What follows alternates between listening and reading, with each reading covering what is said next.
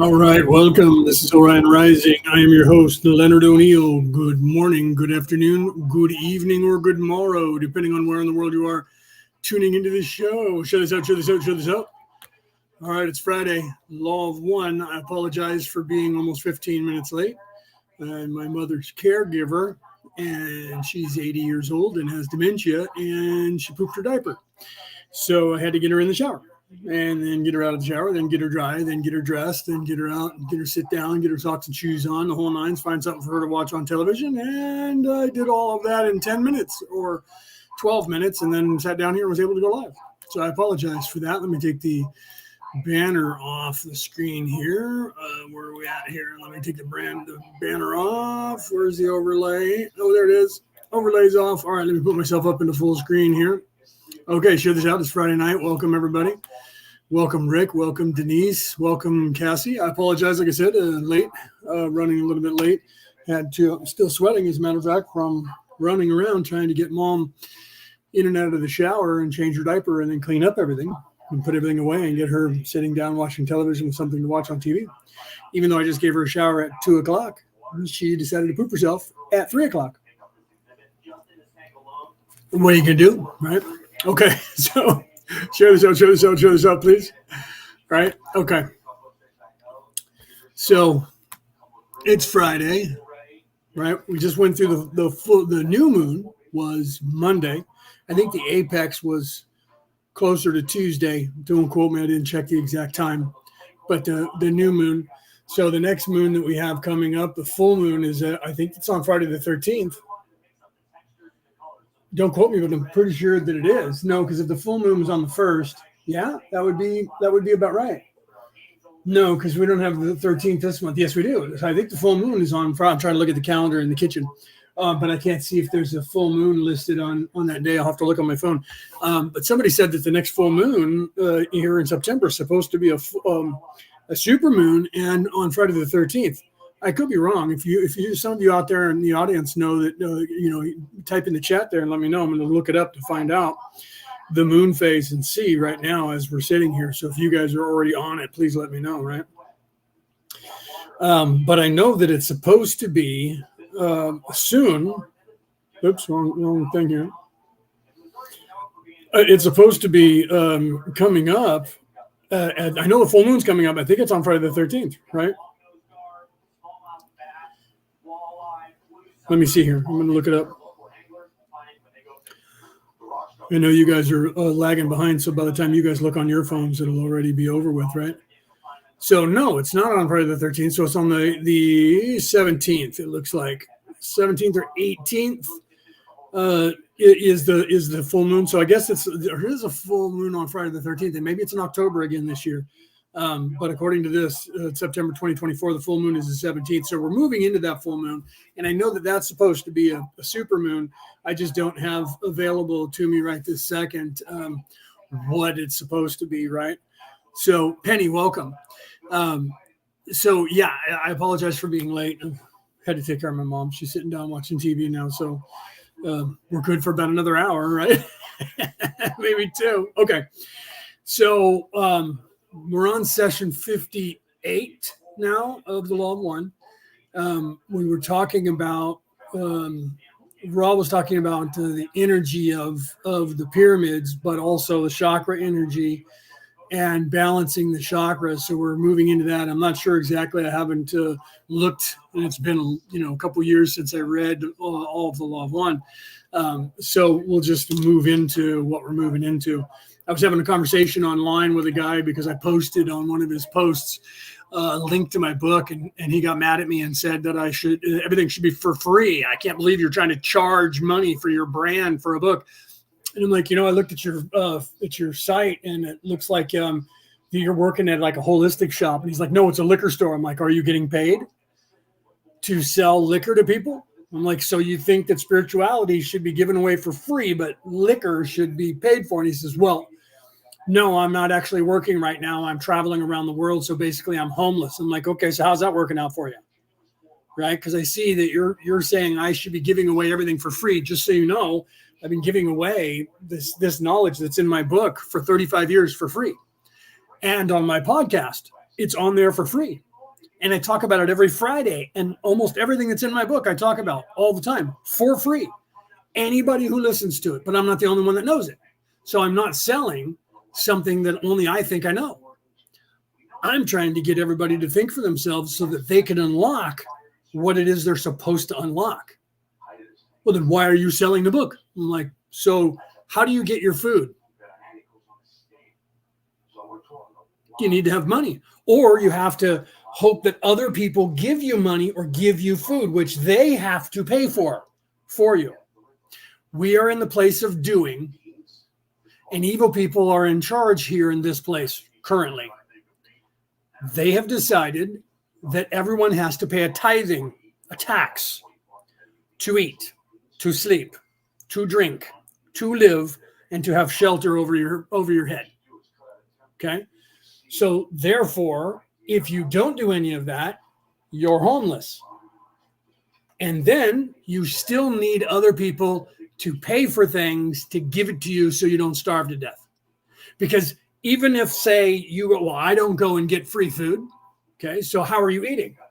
Are you going and picking things up out of the dumpster that someone else paid for and then threw away because they were done with it? Or are you going and getting food that stores are throwing away after they have paid for it and didn't sell it before its date and it's about to go bad, and they have now discarded it? You're still, unless you're growing your own food, you're still procuring food by other people paying for it in this place. Just because you sleep out in the wild or under an overpass or on the side of a road, you can't justify looking at somebody else and saying everything should be free. I agree with you. Everything should be free. Until it is, people need to eat. And people don't think that your knowledge that you have is worth anything unless you charge them for it. Because they're living in a place where they're programmed from birth that you get what you pay for. Meaning, if something is cheap or free, it is garbage and worthless. If something is expensive, because it's expensive, it must be good. Perfect example of that is the Lexus, sold in the United States and I guess now around the world. When that car company first started making their cars in the United States, I was around when this happened. They started selling the Lexus, their top of the line model, for $11,000.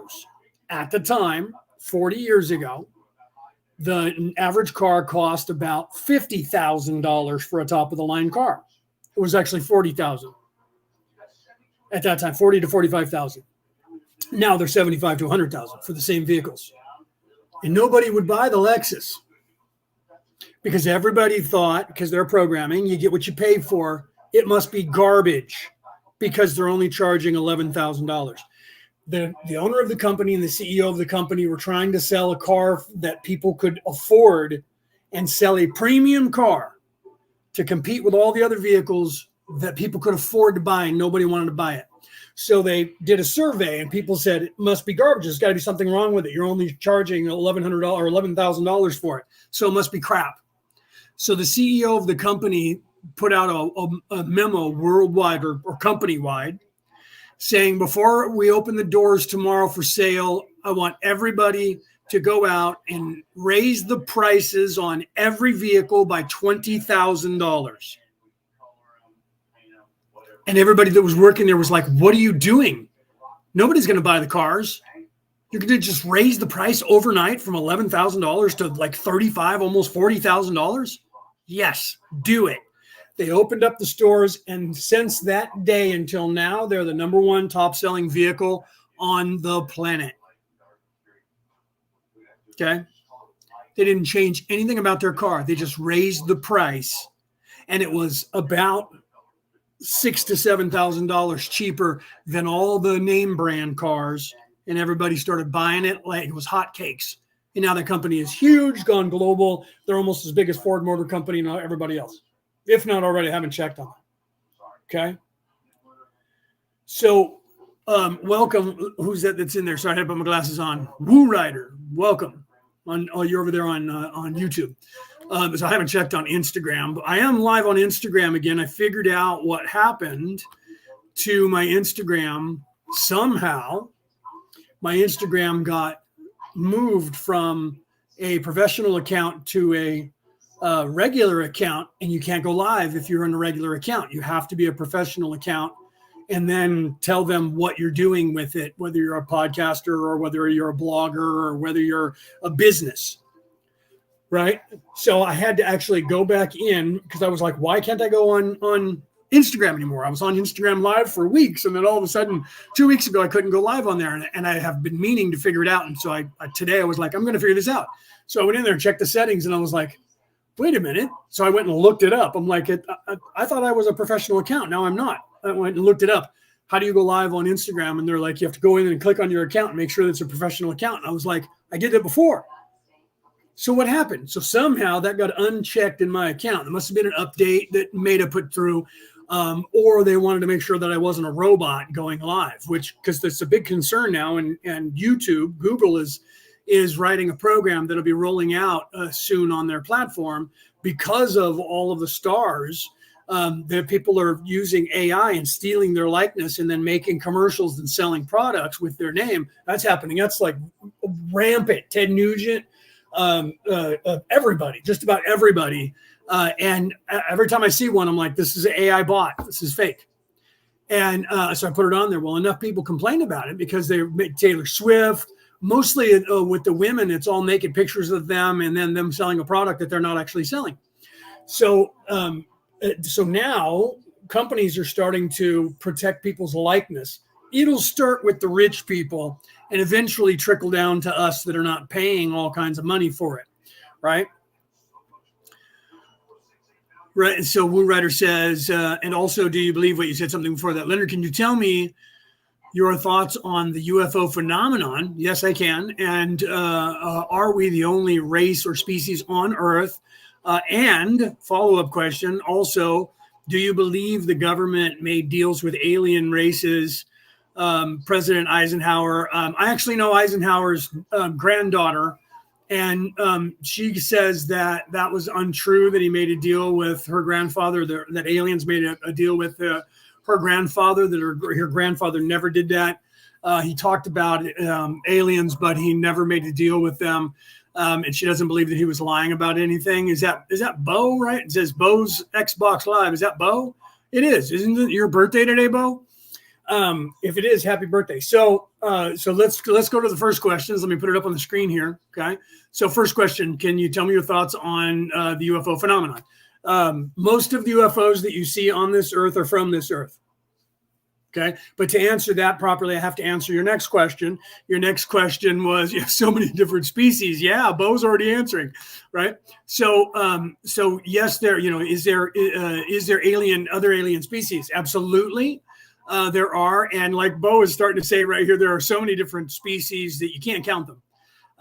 Honestly, you can't. There is as many. I mean, if you think about how many, let's just say, not only like the 7 genomes of DNA that are left on this planet as humans, but from those, how many individuals are now bred with multiple races, creating a brand new race, right? I have Scandinavian Viking blood, Irish blood, Welsh blood, English blood, Scottish blood, Roman blood, Greek blood, Native American blood. So I have all that DNA in me, inside of me, which is making up a brand new individual race. Do you see? That is combined with a little bit of all of those. So if you were to break down every single individual on this earth, no one has the exact same DNA. Everyone has a slight variance from their parents and what they have. So the truth is, we have almost 8 billion humans on this planet. That means just in the humans alone, there's 8 billion distinct different humans on this planet. We are similar in many ways, but completely different from one another. So it depends on what you count as aliens, because all other alien species do the same thing. Okay, so you would have to say distinct races. Well, I'm not a distinct race. I'm many, because Native Americans are not European. Greeks are not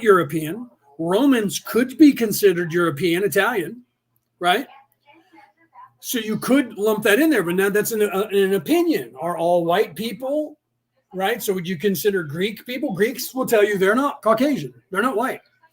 Romans will tell you they're not white. Okay. The Irish people will tell you they're not English.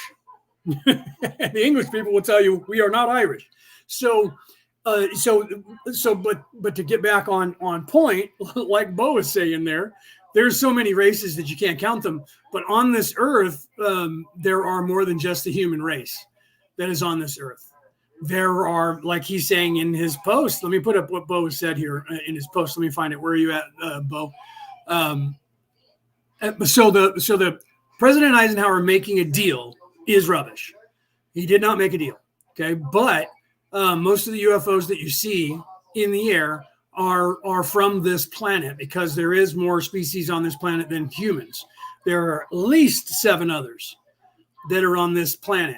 Not to mention like dolphins and whales in the ocean who have a bigger brain than we do, and we measure intelligence and sentientness by the size of a brain, because ours is bigger than anyone else on the earth, except for dolphins and whales, who both of them have a larger brain than we do. So by our own standard, they're more intelligent than we are and more advanced than we are.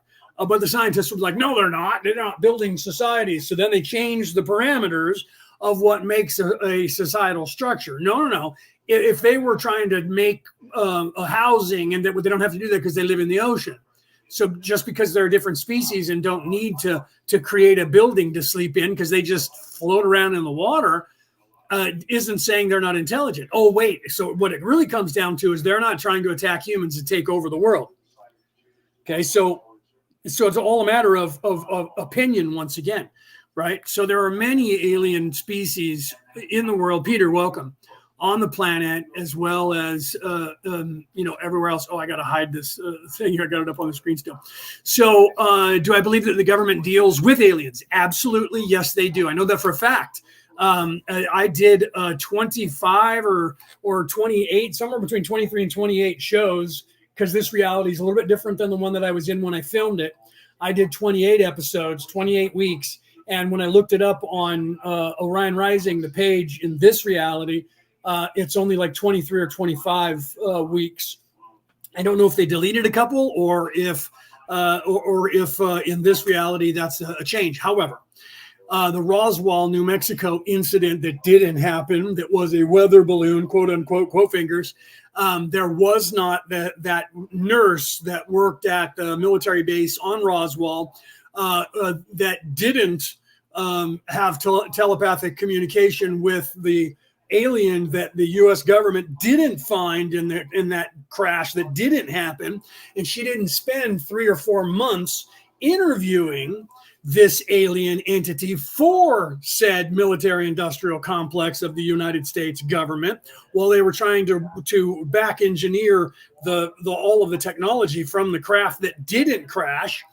And she didn't get that information and keep as much of it as she could steal from the CIA and the military industrial complex from a thing that never happened. And she didn't hold on to that for 70 years, close to 70 years.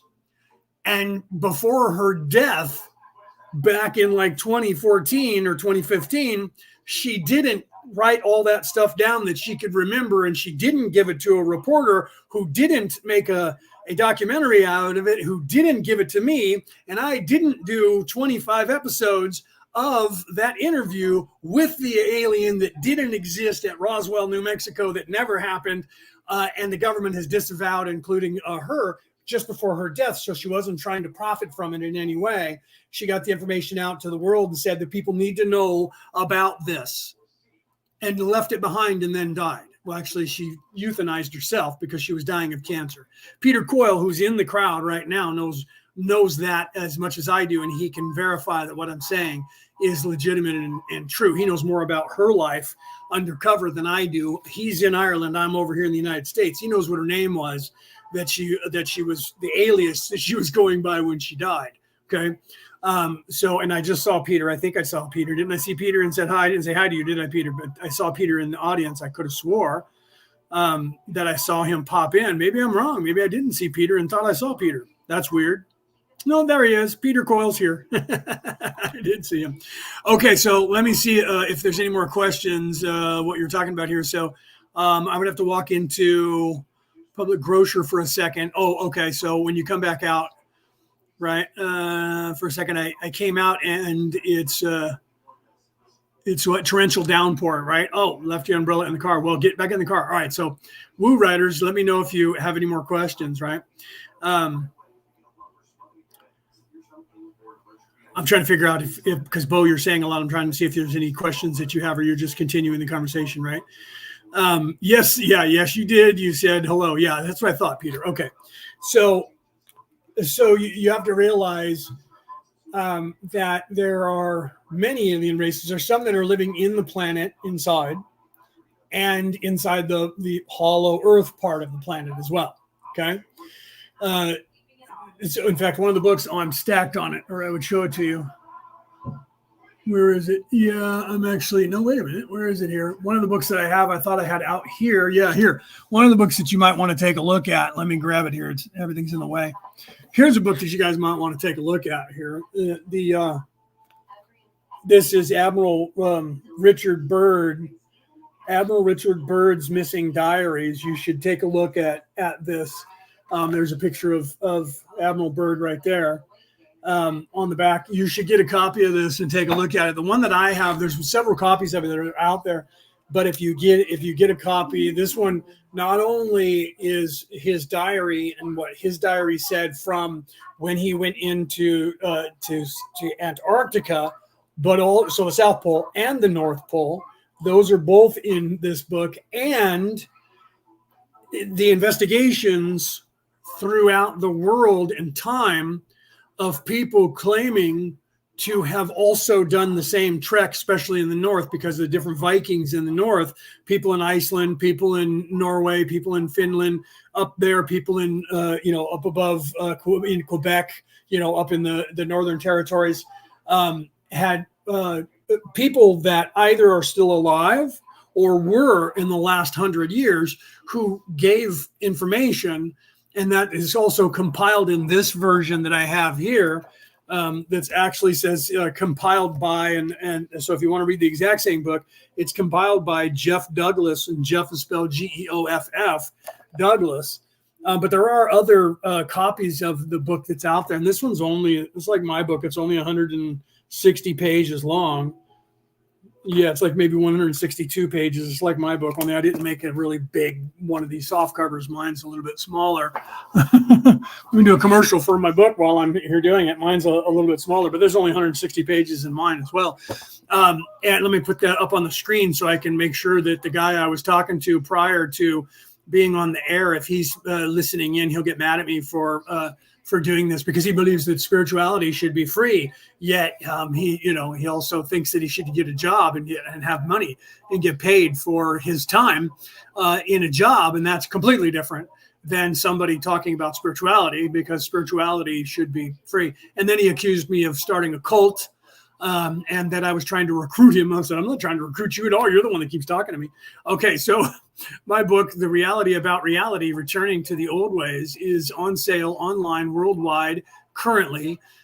So you guys, those of you who are listening around the world on the MP3 broadcast, you can't see the picture of it on the screen, but you can go and find that anywhere. And that is literally talking about everything that the Law of One talks about. But moreover, I'm showing you how everyone in history, including, let me take this thing down off the screen so you can see my face, that all the prophets in history were, Anna, welcome. I didn't see you there until just now when I came back. All the prophets in history, all the religions in history were in the past all telling you the exact same knowledge that they tried to eradicate, who I call the controllers, the Anunnaki, the Illuminati, the Bilderbergers, the whatever you know them as around the world, whatever secret society you know them as, the Luciferians, those people, the Atlanteans, the ones that were left, the evil ones, those people, the De-Est clan with the elongated skulls, whatever you know them as around the world, they have been trying to eradicate all of history because they don't want people to know about this knowledge. And that is what the Anunnaki brought here. It was the knowledge of this is how you take control of a matrix, and that's what they've done. and they've taken control of this place. So the knowledge that you need to unlock yourself is universal, but you need to know how to get there. Since I've been teaching that for more than 35 years now, there's billions of people around the world that have also been doing it, and probably trillions in the past, 10 or 15 or 100,000 years trying to teach this information. Everyone on this earth and every religion from all of history that we know about knew about this, and were teaching this knowledge to the world until such time as the Anunnaki gave control to the oligarchs who think they own this planet, and they have been eradicating that knowledge ever since systematically to keep you from learning the knowledge. It's there for you to learn, and it's not something that anyone owns. You either unlock it on your own, or you will never know the information. You will always think that guys like me are lying to you and trying to sell you a product to make money off of you. And the truth is, all we're trying to do is show you where in history all these people said things like when Jesus said the way to heaven is through me, right? And 600 years before he was even born, people like Lao Tzu and the Buddha, both in China at the exact same time, by the way, were also saying the same thing, right? And contemporary people around the world today, you can look them up online and find quotes from them.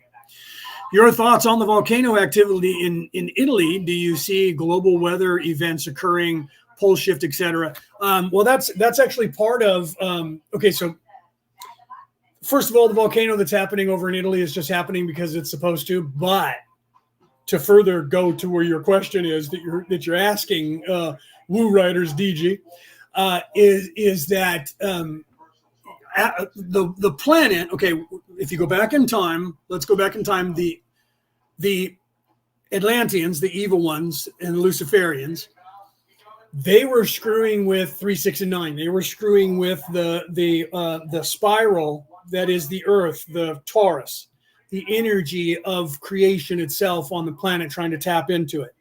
They were trying to bring about something that I'm not going to get too far into, but it had to do with opening a portal to a different dimension so that somebody could come through into this dimension. And they screwed up, and they literally cracked every crystal on this earth, stopped the earth from turning, and the inertia had the entire mantle still rotating and the crust floating on top of that.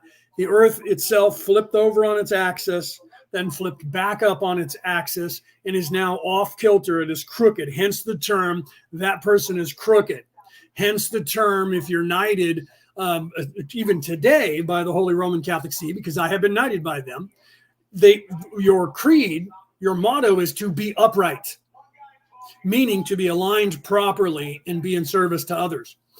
So the earth itself is now off kilter, and I don't remember the exact dimension because it's changed. It's like it's not a big number. Peter, you might know what it is. It's like 11.4 degrees or something like that. Don't quote me, guys. I used to be able to rattle it off, but I haven't thought about it since the last time I talked about it.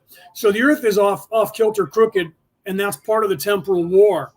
And as those of us who came here to help, are changing things here on the earth, which if you have any memory of one of these Mandela effects, that the reason that you actually remember things differently than everyone else does, and you're like, wait a minute, I remember that way just like all these other people do, but it's not the majority of the population.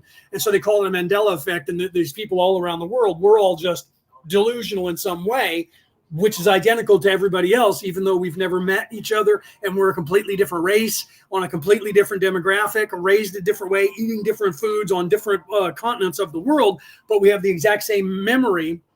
That's a delusion. Science has no way of talking about that, so they just call it the Mandela effect, because Nelson Mandela, in some people's memories, died when he was in prison, and he didn't get out of prison and become the president of South Africa.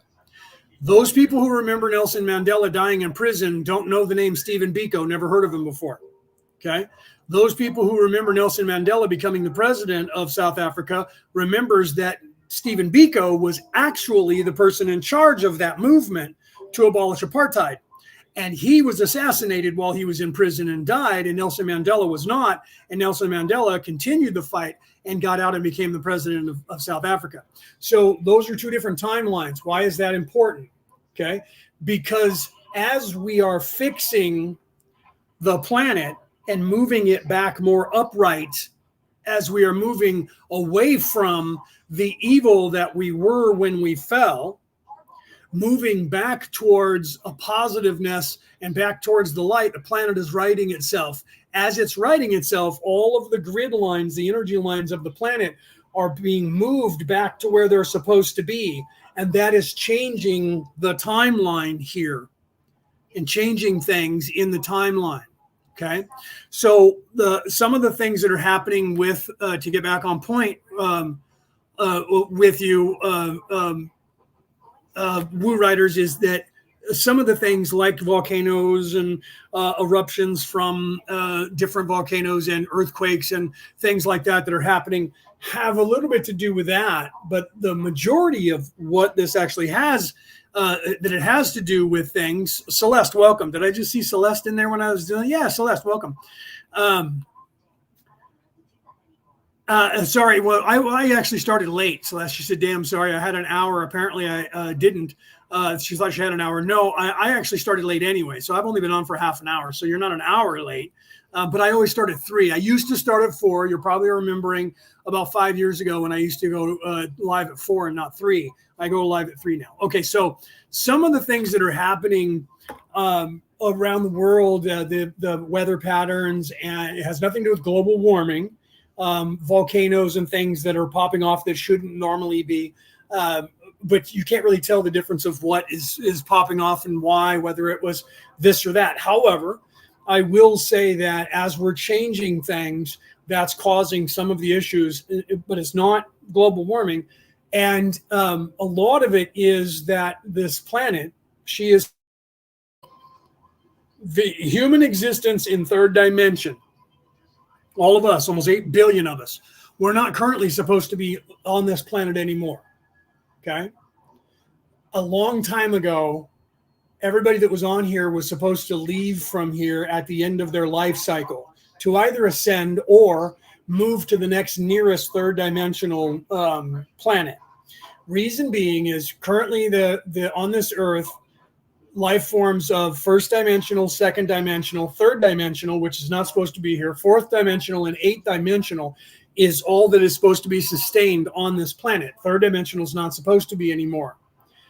However, because this planet got stuck, all of the souls that are on this planet are co-creating this planet and still being here. And that's confusing to Gaia because she's going through an evolution process on her own, and third dimensional life forms were no longer supposed to be part of her equation because she is upgrading past the third dimensional life forms and moving into first, second, fourth.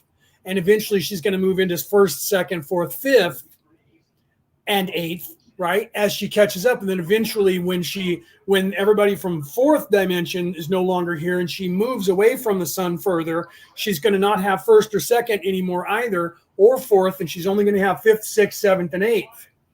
Because as the human form disappears, there's no reason for the plants and the trees, because by the time you're moving into fourth and up into fifth dimension, you don't eat the food, the solid food that we eat down here. So all the life forms, when they die on first and second dimension, will then transfer to the next nearest third dimensional planet and become first and second and third dimensional beings there. This might be confusing to some of you, but this is how the ecosystem works in the universe, okay? So some of the weather patterns that we're having in volcanoes is the Earth, is Gaia, and she's confused and doesn't understand. And we're constantly calming her down and giving her the loving, healing energy that she needs. Those of us who are conscious of this, to calm her down, to tell her it's okay, we're not harming you. Because her instinct is everyone here needs to go. Her instinct is all humans are supposed to be gone. She doesn't understand that because she's not conscious. She's not self-aware. She's conscious, but she's not self-aware like we are. It's a different kind of self-awareness that she'll gain when she transitions to 5, 6, 7, and 8. And as that 5 starts to disappear and she is sustaining 6, 7, 8, and then going into 9D, she becomes a sentient being like we do here as a third dimensional being. And that's probably confusing and not what you wanted to know.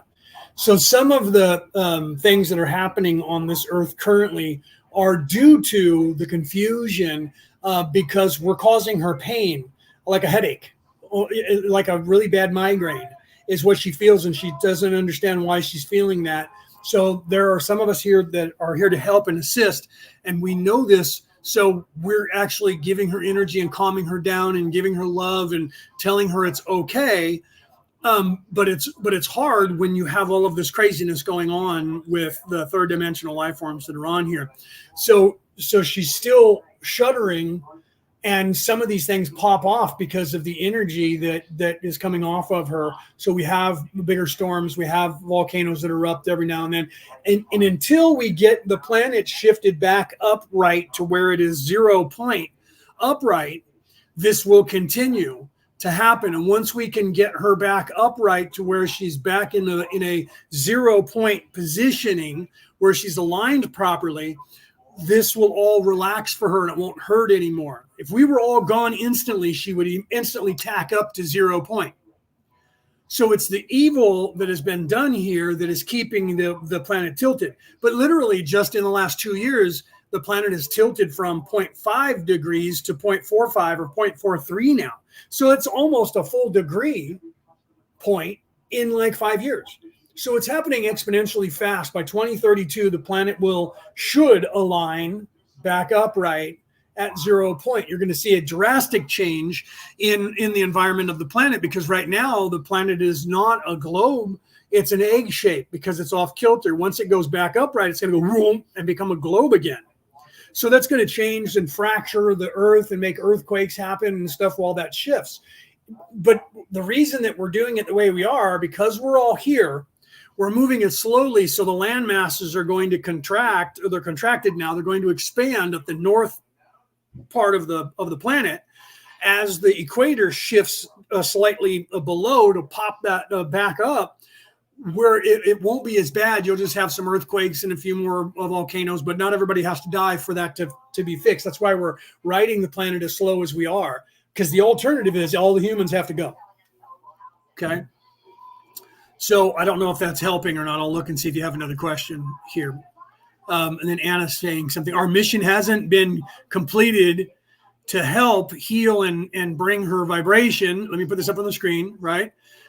Vibrations into her because of the lower dimensions and others. Yeah, because of people that are stuck in living in the flesh and evil, and the fact that they've changed everything here in this, and they're trying to get everybody to be as evil as they can. That's slowing things down. But we can't make the change happen fast, because it'll be confusing for humans as well. Could you imagine if everybody woke up tomorrow? Some people are just not ready to be awake yet. They can't be. This ecosystem has to have people at the bottom and at the top and everywhere in between in the development, because that's the way the ecosystem works. Okay, so there is a portion of people, 25% of the population at minimum, that cannot wake up in this lifetime because they are brand new. They're on their first life, their second life, their third life, their fourth life, or maybe even their fifth life right now.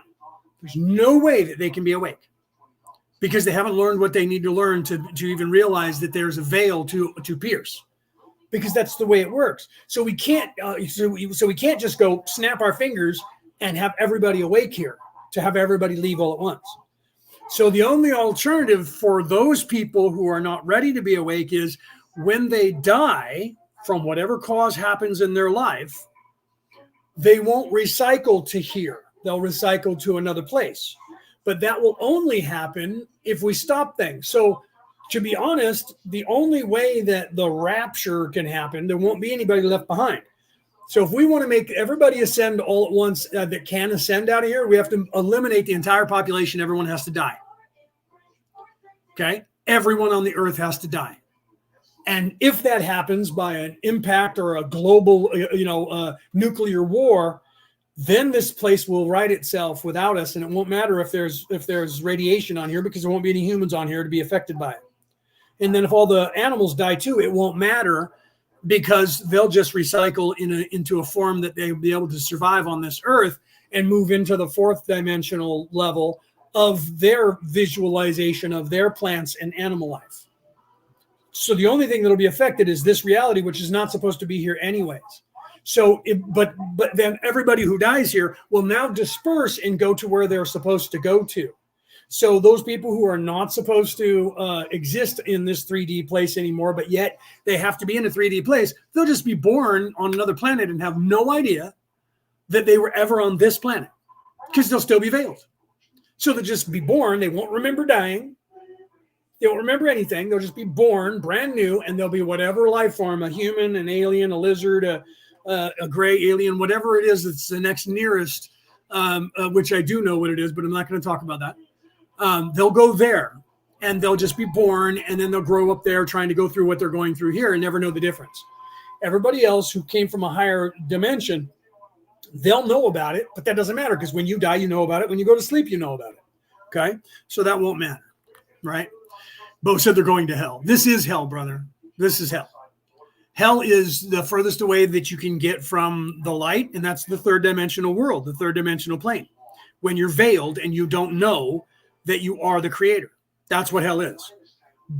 Or it's heaven, depending on what you individually are. If you're in service to self, you're in hell on this earth right now.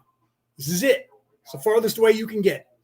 If you're in service to others, you're not in hell, but you're in the place of doing, which can be hell, because it is hell for those people who hate and who are in love with themselves. It's hell for them. They hate being alive. If you look at, they showed this in the movie, in the movie of Wyatt Earp, and I think it was the one. I don't remember if it was the one with Kurt Russell playing Wyatt Earp. And at the end, when Wyatt Earp was talking to Doc Holliday, when Doc Holliday was up in Colorado, this happened in real life now. So in the movie, they're showing you this, but this conversation took place in real life when he was in the asylum in Colorado because he was dying from tuberculosis. And he was talking about the guy, I think it was then, maybe it was before that, when he was on, still in the territories before he went up there. Either way, Doc Holliday was almost incapacitated, and they were talking about the guy, and I can't think of his name, who was played by Michael Biehn, the director. He was an actor before he was a director, and he was playing this character, and I can't think of what his name was now. He was one of the bad guys, and he was going to fight Doc Holliday in real life. And he said, what makes him, why is he so angry? He said to Doc Holliday, and Doc Holliday said, some people are just mad at the world. He said, why is he so mad at the world? He said, because he was born. He hates the world and hates everyone in it because he was born. Okay, so he was in service to self, and he hated this place. It was hell for him, and he was angry at the world, angry at the universe, angry at every single human, and wanted to make everybody burn and pay because he was born.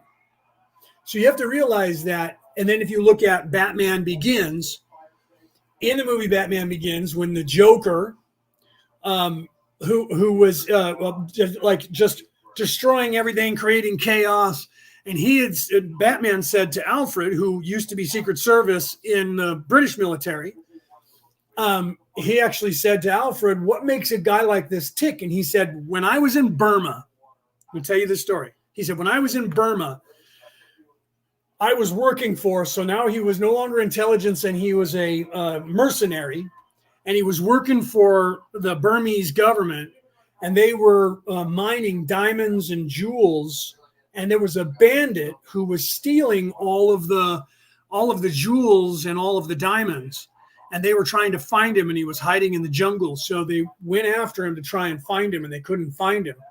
And one day he says, we're in this village, and we're looking for this guy, this bandit who's stealing all the diamonds. And I look over, and there's a little kid, little 5-year-old kid sitting on the side of the road playing with a gem the size of a fist. And I went over to this kid and said, where did you get that? And the kid said it was laying on the ground. This guy wasn't stealing the diamonds because he was trying to get rich. He was stealing the diamonds just to be an ass. And he said, some people just want to see the world burn because they're in it and they're angry at it for it being in existence. And he was inferring that the Joker was one of those people. You can't understand this person because you don't realize what motivates him. The Joker's character was so evil, he hated everybody that was good and hated this place because he was alive in it. And it was his playground, and he decided he was going to do what he wanted to do with everything and burn it down. Didn't care. That's why you see him with a stack of paper money that's like 20 feet tall, and he lit it on fire, burned it. He didn't care. He stole that money not because he wanted to have it to spend it. He stole that money so he could burn it, stole it from the mafia, just so he could burn it. Do you see? So some people are motivated by a different method than anyone can fathom who are in service to others. This place for them is hell. What you perceive here will determine, you inside will determine if this is hell or if this is heaven. If you think this is hell, it's because you are the problem.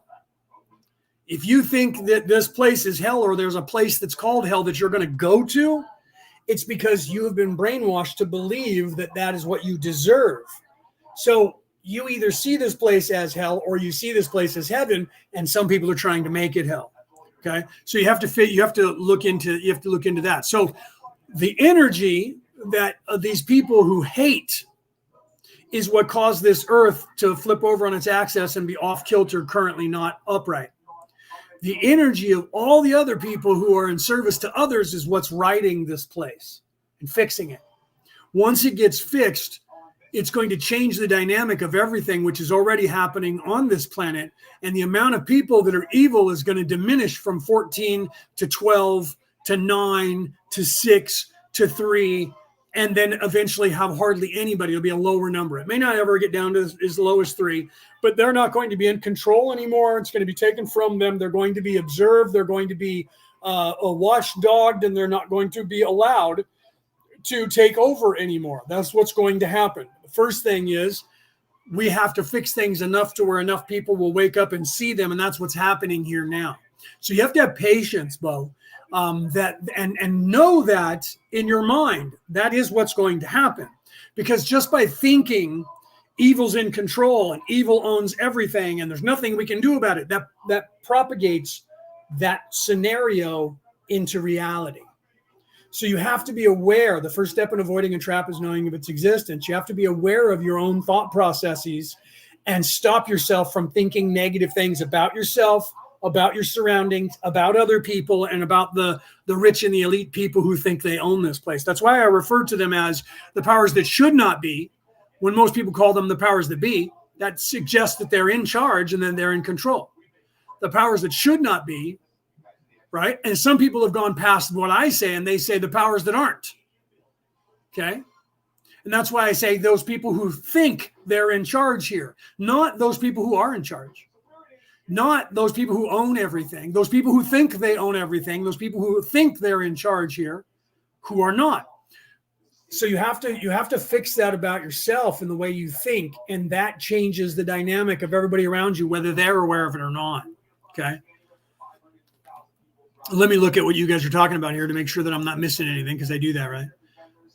Or is everybody just talking amongst themselves, right? So you guys have any questions, please ask, and I'll go from there, right? I was just going to say that we live here on earth and that we can make it the hell or the school, yes, of love and light. Absolutely. We put that up on the screen, Penny. That was very astute of you and very correct. Because it's our choice. Your focus determines your reality. So if you focus on negativity and you focus on just the evil and see only the evil in the world and what evil people are doing to you, right? This is why I tell people this is not happening to you. This is happening for you. All of this is happening for your benefit, for your experience. It's not happening to you. You're not a victim. The second you get out of that victim mentality, the better off you're going to be, right? Rick said, note, if you scroll too hard up other lives come in and you lose comments, it's shitting me, right? Yeah. So if you scroll too much, yeah, right. Cassie says, I've definitely been both as well. I made my own hell and lived. Let me put that up on the screen so you can see what she's confessing or professing here, right? My own hell and lived in it, but recognized that made a 180 degree turn. Life is truly heaven now. So yeah, it's literally your focus determines your reality. So if you only see negativity, it's because you choose to only look at that. And if you're looking at life like I've been beaten down by life and I, one step forward and two steps back, that mentality is going to keep you in that place. You'll never get out of that place because you don't expect to, because you're telling the universe, I'm shit. My life is shit. Everybody's shitting on me. They're all destroying me. They're all mean to me. They're all nasty and they own everything and there's nothing I should do.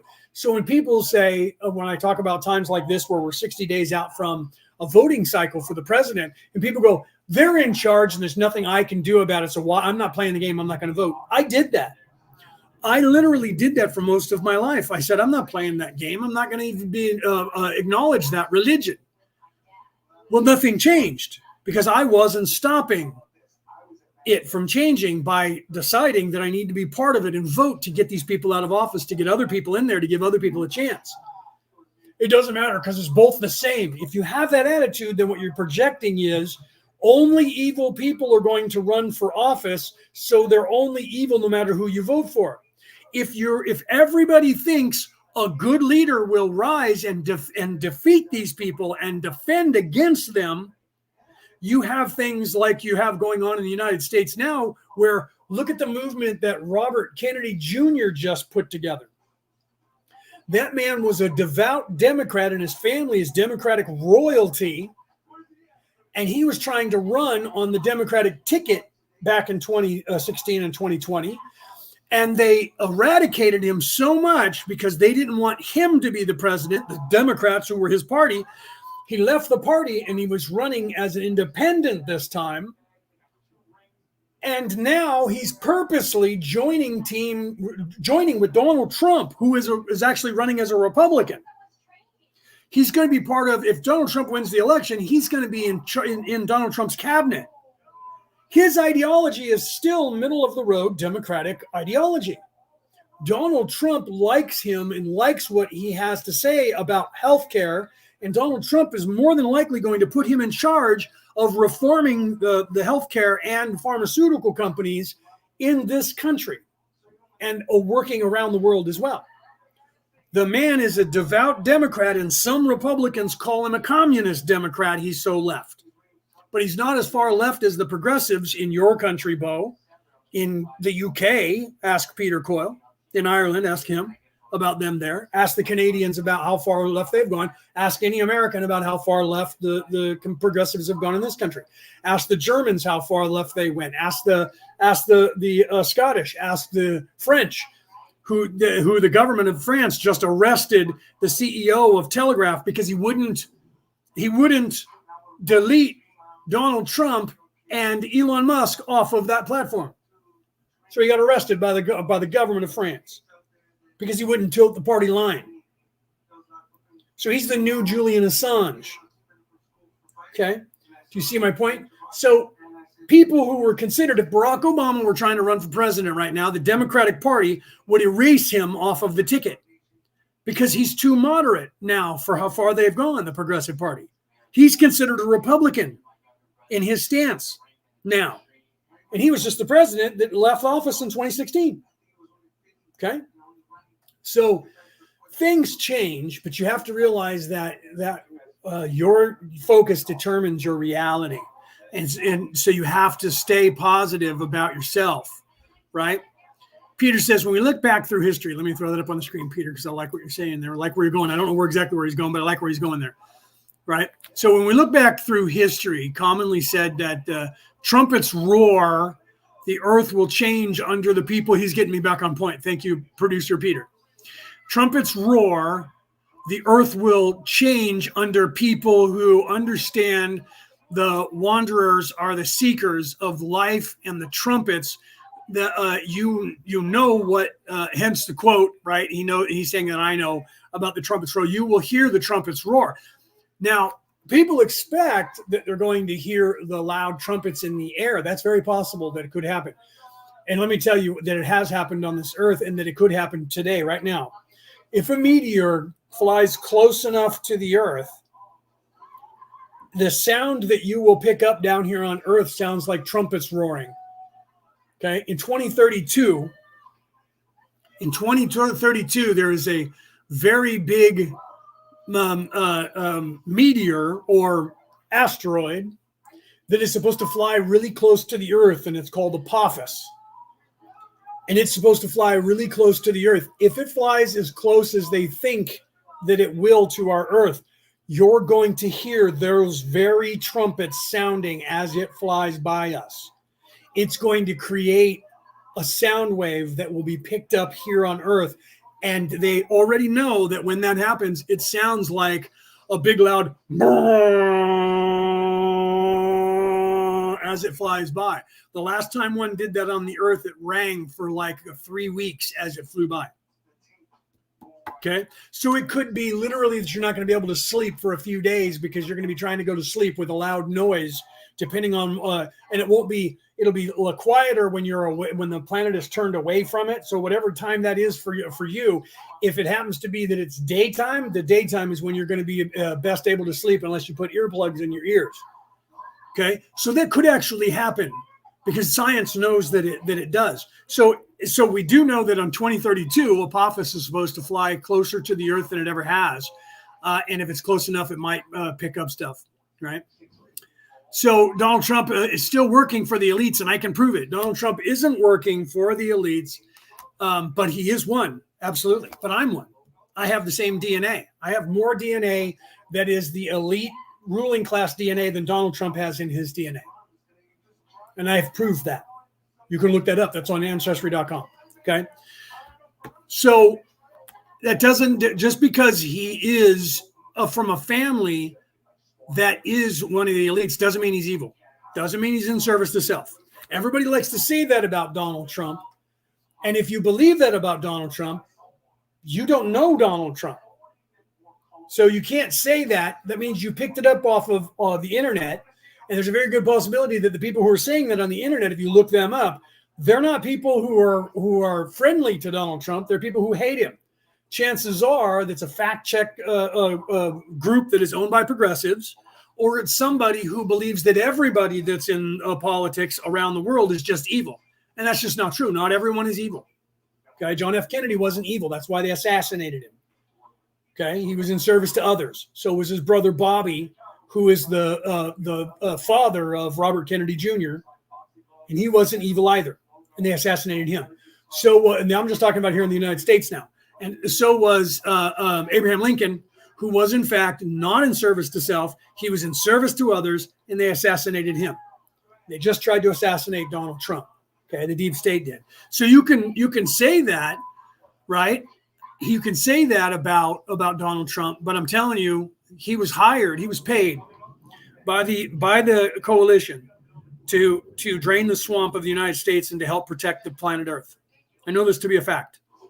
Okay, I know this to be 100% fact from people who are the coalition. Okay, so he's not in service to self. Is he a rich billionaire? Absolutely, bro. Is he a wheeler dealer? Yeah, he is. But not everybody who makes money is evil. If he was one of them, they wouldn't be fighting him this hard. They would pay him off and tell him, look, we'll give you your cut, just fall in line. He still wouldn't be fighting. They wouldn't be going after him and trying to kill him. If he's one of them, they wouldn't be going after him and trying to kill him. And people go, well, that's just all fake. So that you think that if you get that crazy with your ideology, then there is no pleasing you. Because no matter what happens on this earth, you're going to attribute it to evil people doing it on purpose to fool everyone. So then you were one of those people who believes the Earth is flat and that that nobody's ever gone to space. That every time they're in space, it's just a movie that's being filmed in Hollywood. And the people that are not on the space station now are not really there. They're really in a Hollywood set over here in Los Angeles, and they're just collecting money. So because they're not making any money off of the movies that they're already making, they're not making more money than the budget they would be getting from NASA, because NASA's budget is not like $18 trillion. And Hollywood makes like $1 billion or sometimes $10 billion and $100 billion off one movie. That's more money than NASA gets as a budget. So they're not tapping into NASA's budget and making movies that are going to cost them $1 billion so they can put them on the news and pretend that somebody's in space. It just doesn't add up when you think about things like an adult, right? Just like the conspiracy theory about 9/11. Was 9/11 caused by the deep state? Absolutely. But they didn't just steal the gold and tell the world that the gold melted and disintegrated. Gold, when it turns to liquid form, does not get disintegrated even at a Kelvin. Okay, even at 5 Kelvin. That's hotter than our sun. Okay? It doesn't go away, it just turns to liquid. So if they took all of the world's gold, which is the theory, and put it in the basement of the Twin Towers, then collapse the Twin Towers on top of it so they could claim to the world that all of the gold went missing or went melted and went away and got evaporated just so the American government could steal the world's gold, and the entire planet didn't invade America and kill off all the Americans to take it back? Because you don't think that all the governments combined don't have enough money or military to attack and destroy the United States government? I love you for thinking that. I love you for the rest of the world thinking that America is that fucking badass and tough to where all the rest of y'all combined couldn't do shit about the greatest heist in history, and you guys just fucking took it, which would suggest that your governments are the weakest people on the face of the earth and deserve to have all of their gold taken, and the government of the United States should be in charge of the fucking planet because you guys are a bunch of weaklings that are useless and you should just be the slaves of the United States government. If that's what you believe about yourself, then you're killing yourself, because that's just not true. There was no gold in the Twin Towers. All of that was done so they could invade the Middle East, because it was another war between warring factions, cousins, just like the First and Second World War. There are different parts of the family who think they own this planet, and they're still infighting with each other over who's going to be in charge. Because once one Don gets in there, one Godfather is in there, I'm just using it as a term because they have another term that's larger than that, then you're stuck until that motherfucker dies, and you have to be in succession in line like a king. And whether or not you're the second-born son or the third-born son, and does the first-born son have a son, which puts you further down on the list. So the second-born son wants to kill the first-born son and his kids so that he can become the king. That's the way it works. It's a monarchy-style system. So you have some people that are lower on the table who don't think, because they are evil, they don't think that they should be lower on the table, and they're trying to take shit from their own brothers, cousins, sisters, aunts, uncles, and shit like that, grandparents. Okay, and so that's how these wars start going around the world. But mostly in the modern era, and like today, world wars are started because there's too many people like you and me, Bo, that are awake enough to go, I call bullshit on your guys' shit. Okay, so because there's too many of us that are awake, they're trying to start a world war so they can kill you, me, and everybody who thinks like us the fuck off this planet, so we recycle and have to get veiled again. That's all that most of this shit's about, bro. It's no longer about world conquest. They think they own it. It's about shutting up the population of the earth now, bro. Okay, so you have to realize that, right? Yeah, right. And Cassie, she says, I know that you know that I know Norton, right? I love that. It's from the Honeymooners. If you never saw that, you guys wouldn't get the reference. But right, Stephanie said, oops, I'm late. Nope, you've arrived just when you were supposed to. You guys, did you ever read the Lord of the Rings or watch the movies? When Gandalf showed up, Bilbo looked at him and said, you're late. Gandalf, you are late. And he said, a wizard arrives precisely when he's meant to. So, Stephanie, you're not late. You arrived precisely when you're meant to, right? So, Bo says, you don't think that I know how many years that you have known me. Yeah, I know that, bro. But my point is my point is, no, yeah, we've known each other for like almost 10 years now, right? Very close to 10, 8 to 10, I think 8 or 9. It'll be 8 years, almost 9 years since we've known one another. So, yeah, right. You were like 30. Aren't you like 39 today? Isn't today your birthday, or was that a different profile that had the wrong birthday for you? One of your profiles on Facebook said you were 39 today. So if so, happy birthday. If I missed it, I apologize. Happy birthday.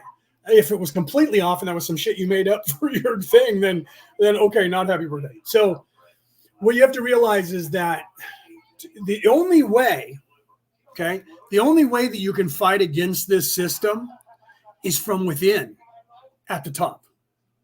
Okay. So you have to become one of them to defeat them. Or you have to start at the bottom and change the dynamic at the bottom so that it filters upward and wait for all those people at the top to die off. And then you just have to deal with the great houses who think they own this world and change the dynamic of the people and get them to have the knowledge of we're in charge because we create the reality, which is what we're doing here. Okay? So we can't fight them at the top, because the only way to do that is open warfare, and that's what they want, because then they can justify killing us all. So you can't fight that way. Mahatma Gandhi taught the entire nation of India that. Okay, you have to fight them from the bottom and the grassroots where you are. You have to fight. So the way that you defeat them is through knowledge. Okay, you can't wake up the ones at the top. They're already indoctrinated. They're too old. My mom will never wake up. Okay. My ex-wife, I mailed her one of my books, okay? And she started reading it, and I guess she was reading it out loud to her mom. I don't know if her mom was reading it or what, but she said to me, I started reading your book. I'm on page 11, and I've already lost my mom. Her mom is in her 80s. She's like 81 or 82 now, okay? So she already lost page 11 of my book. Her mother was not comprehending anything that I was saying. She's too old and has been veiled her entire life, and there's no way for her to grasp that. My mother would be a little bit more open-minded, but right now she has dementia, and she's 80, right? So her mom must be 90 by now, my ex-wife, because her mom was older than my mom, because my ex-wife and I are the same age. We're 6 months apart. So her mom is like 10 years older than my mom. But if my mom were cognitive right now, she has dementia, so she's in there, but she's not. She's trying to fall asleep right now because she's bored with what I have on television. So I'm going to change the channel while I'm talking. She would be a little bit more open-minded to what's going on, but she still is not. She's not of the mind. She's too old in her thinking because she's been on this planet veiled for so long. She's stuck in the matrix. She still grows. Like I have the 4 sisters, and one of them thought I was crazy until about 2 years ago now. And now everybody thinks she's crazy. Okay. Well, you've been listening to your brother too much, right? So we sound crazy to people who are still veiled. You know you do, Bo, right? I know that you know that because we've talked about it over the years, right? People, you talk to them and you're just like, I can't believe they're so far indoctrinated. Well, that's where they are. That's what Jesus meant when he said, Father, forgive them for they know not what they do. Okay. That's what he meant when he said that. There's just people that are not going, they can't wake up. They can't. So you can't get there is no war between good and evil that's going on. It's an ecosystem that's supposed to be this way. And part of your development is you get to that point where you think there's a war that has to be fought and that evil has to be stopped. It's kind of that way, but in a spiritual sense, not in a physical sense. So you have to get out of the mindset of a physical war against people and get into the mindset of it's just a spiritual war. And you can't wake up anybody who's not ready to wake up. Socrates, 5,000 years ago, said, I can't make anyone believe anything. The only thing I can hope for is to get them to start thinking for themselves. So you have to realize, Bo, that the only way you're going to reach people is to make them think, make them question everything. Otherwise, they're never going to wake up. So when you're stuck like that and you're talking to somebody and you just know, you will never convince them if they can't be convinced. You can't convince them that they don't know what's going on, because they believe that they do know what's going on, and you're the crazy one. Because in this place, Bo, in this place, you are crazy. So am I. So is everyone else in this crowd that is in here right now, at least that are in the Law of One chat. Because they're waking up or awake. And that means that you're starting to reside in a place outside of time. You're starting to realize that you are an immortal soul that is not part of this place. That you are part of the creation, but you are not. You are the creation. You're not part of it. You, in thinking that, become perceived as insane to these people who don't believe that exists. Okay? So that's where you're at, and you're doing just fine.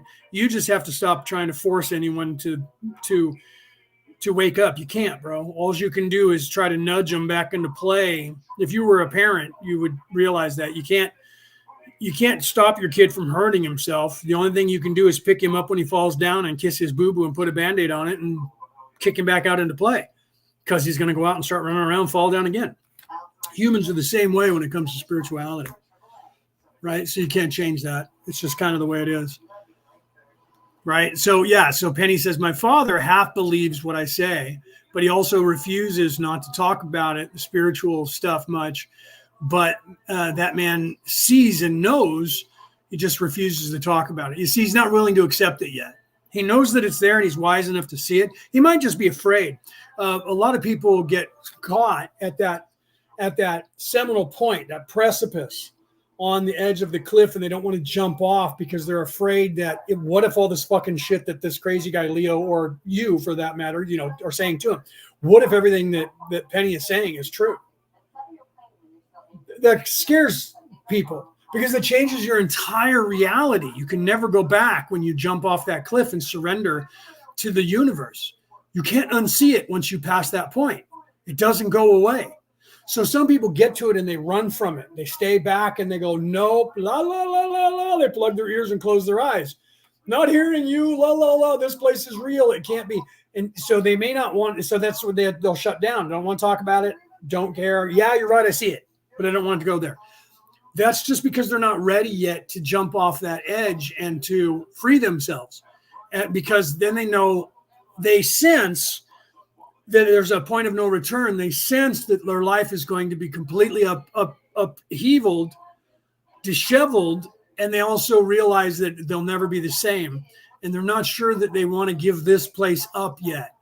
So it'll take time. He may not do it in this lifetime. It might be that in this lifetime he's holding on to this reality one more lifetime, and in the next one, when he's born, he'll probably wake up. He might be on life 7 or 8 of his cycle, which means that it takes 7 to 11 lives for people to unveil.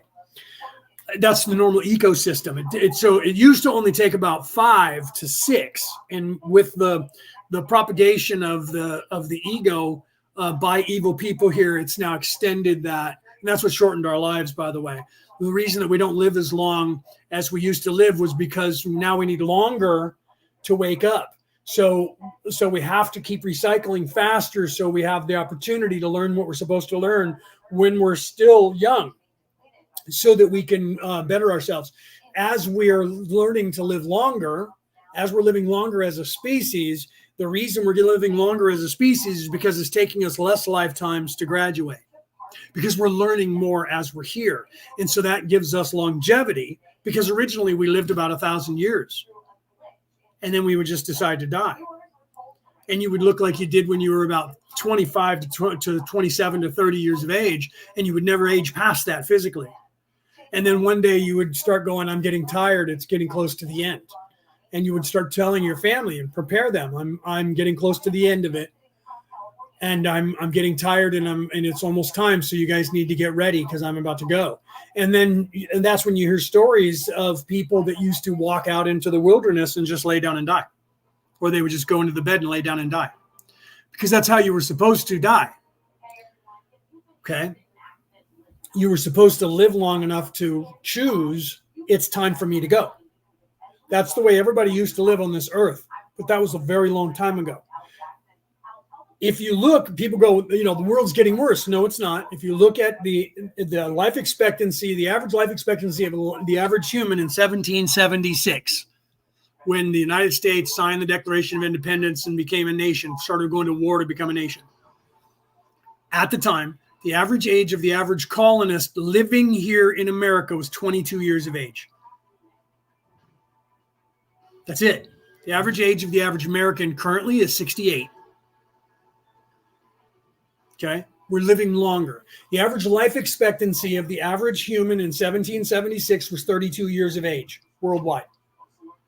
The average life expectancy of the average human now is split between men and women, but it's 86 or 68 to 86 is the average life expectancy for a human now. Okay, it was 33 to 34 to 35 in 1776 worldwide. The average height of the average human for a man was 5'4", and the average height for a woman was 4'10" at that time. The average height for the average human male today is 6'3", and the average height for a female is 5'7". It's actually 6'1" and 5'7". I apologize. So just in the last 150 years, couple hundred years, 240, right? We have gone from living 35 years to living 75 years. We have gone from being an average of about 5'9" to an average of about 6 foot. That's a big change in only 200 years. When you consider prior to that, things didn't change much, going back thousands of years. Some people lived to be a lot older, right? The founding fathers were all gray-haired by the time they died. That's the only reason that the average was higher.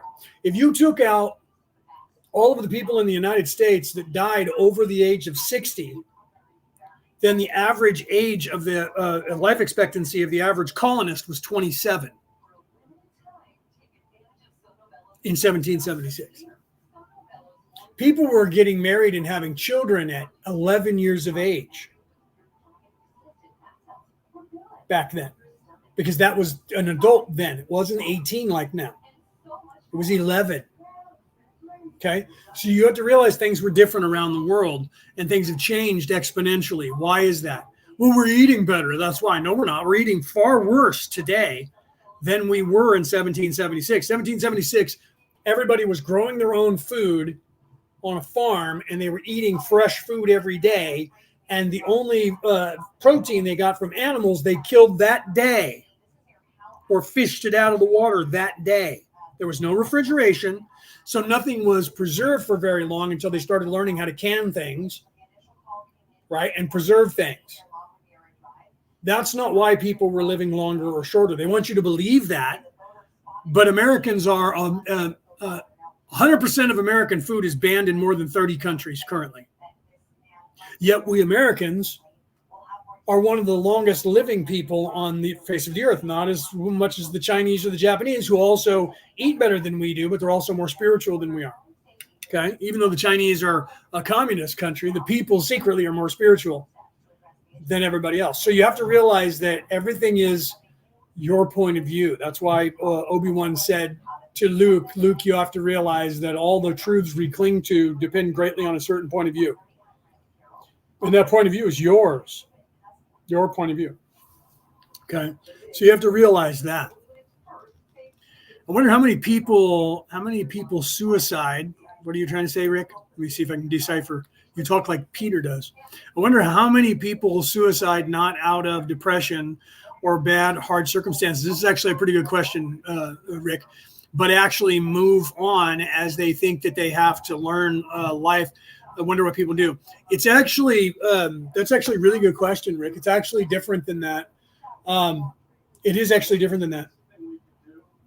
People who kill themselves are either doing it because they're confused and life is changing too fast for them and they're not ready for the change, or they're evil in service to self, and they're literally killing people on purpose to gain the power that evil people gain over people by dominating them, the horror of murdering people, a murder-suicide, because they're evil and they're self-serving. So they're not doing it because life is so shitty, I have to get rid of myself. Some people are doing that. Some people are doing that because they've been stuck here over and over and over and over, recycling because they haven't been able to ascend. And they don't understand because they haven't ascended, they haven't unveiled. So they don't understand what's happening to them. And then they become hopeless and depressed, and they're like, this is just, they know that they instinctively know that they're in a rut that is going over and over and over and over and over and over. And they're like, I can't do this again.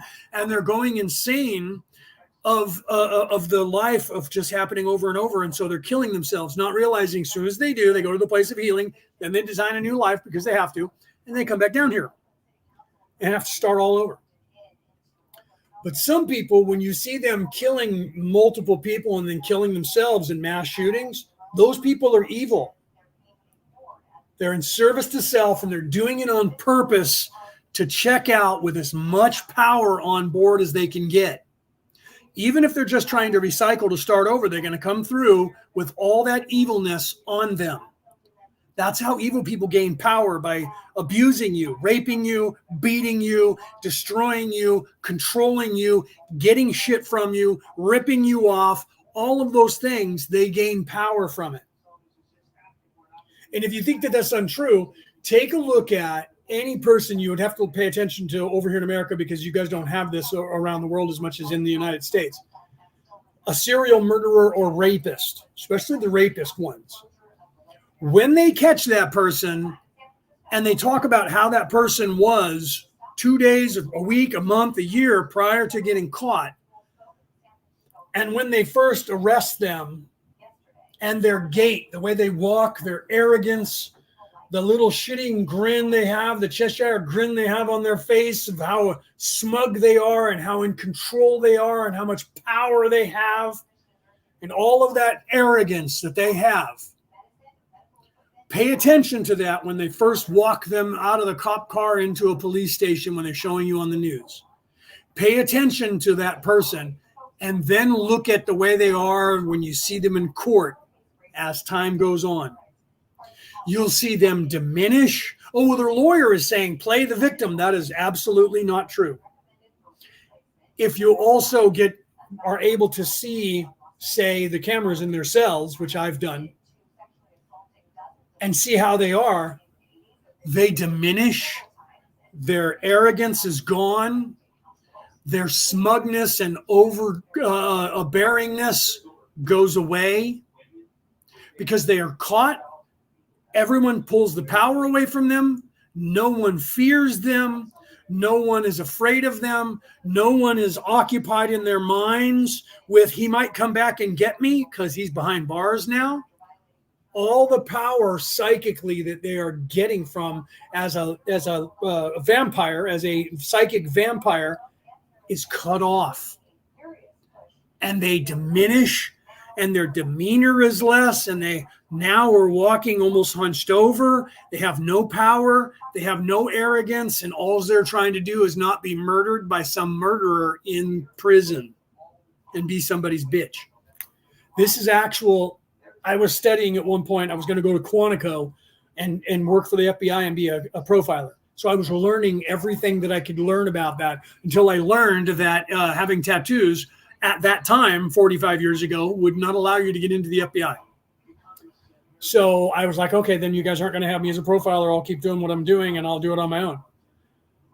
Now, of course, if I would have stayed about another 5 years, I would have been able to get in the FBI because everybody's got tattoos in this country. I don't know about your country, Bo. Right? Or Peter over in Ireland, right?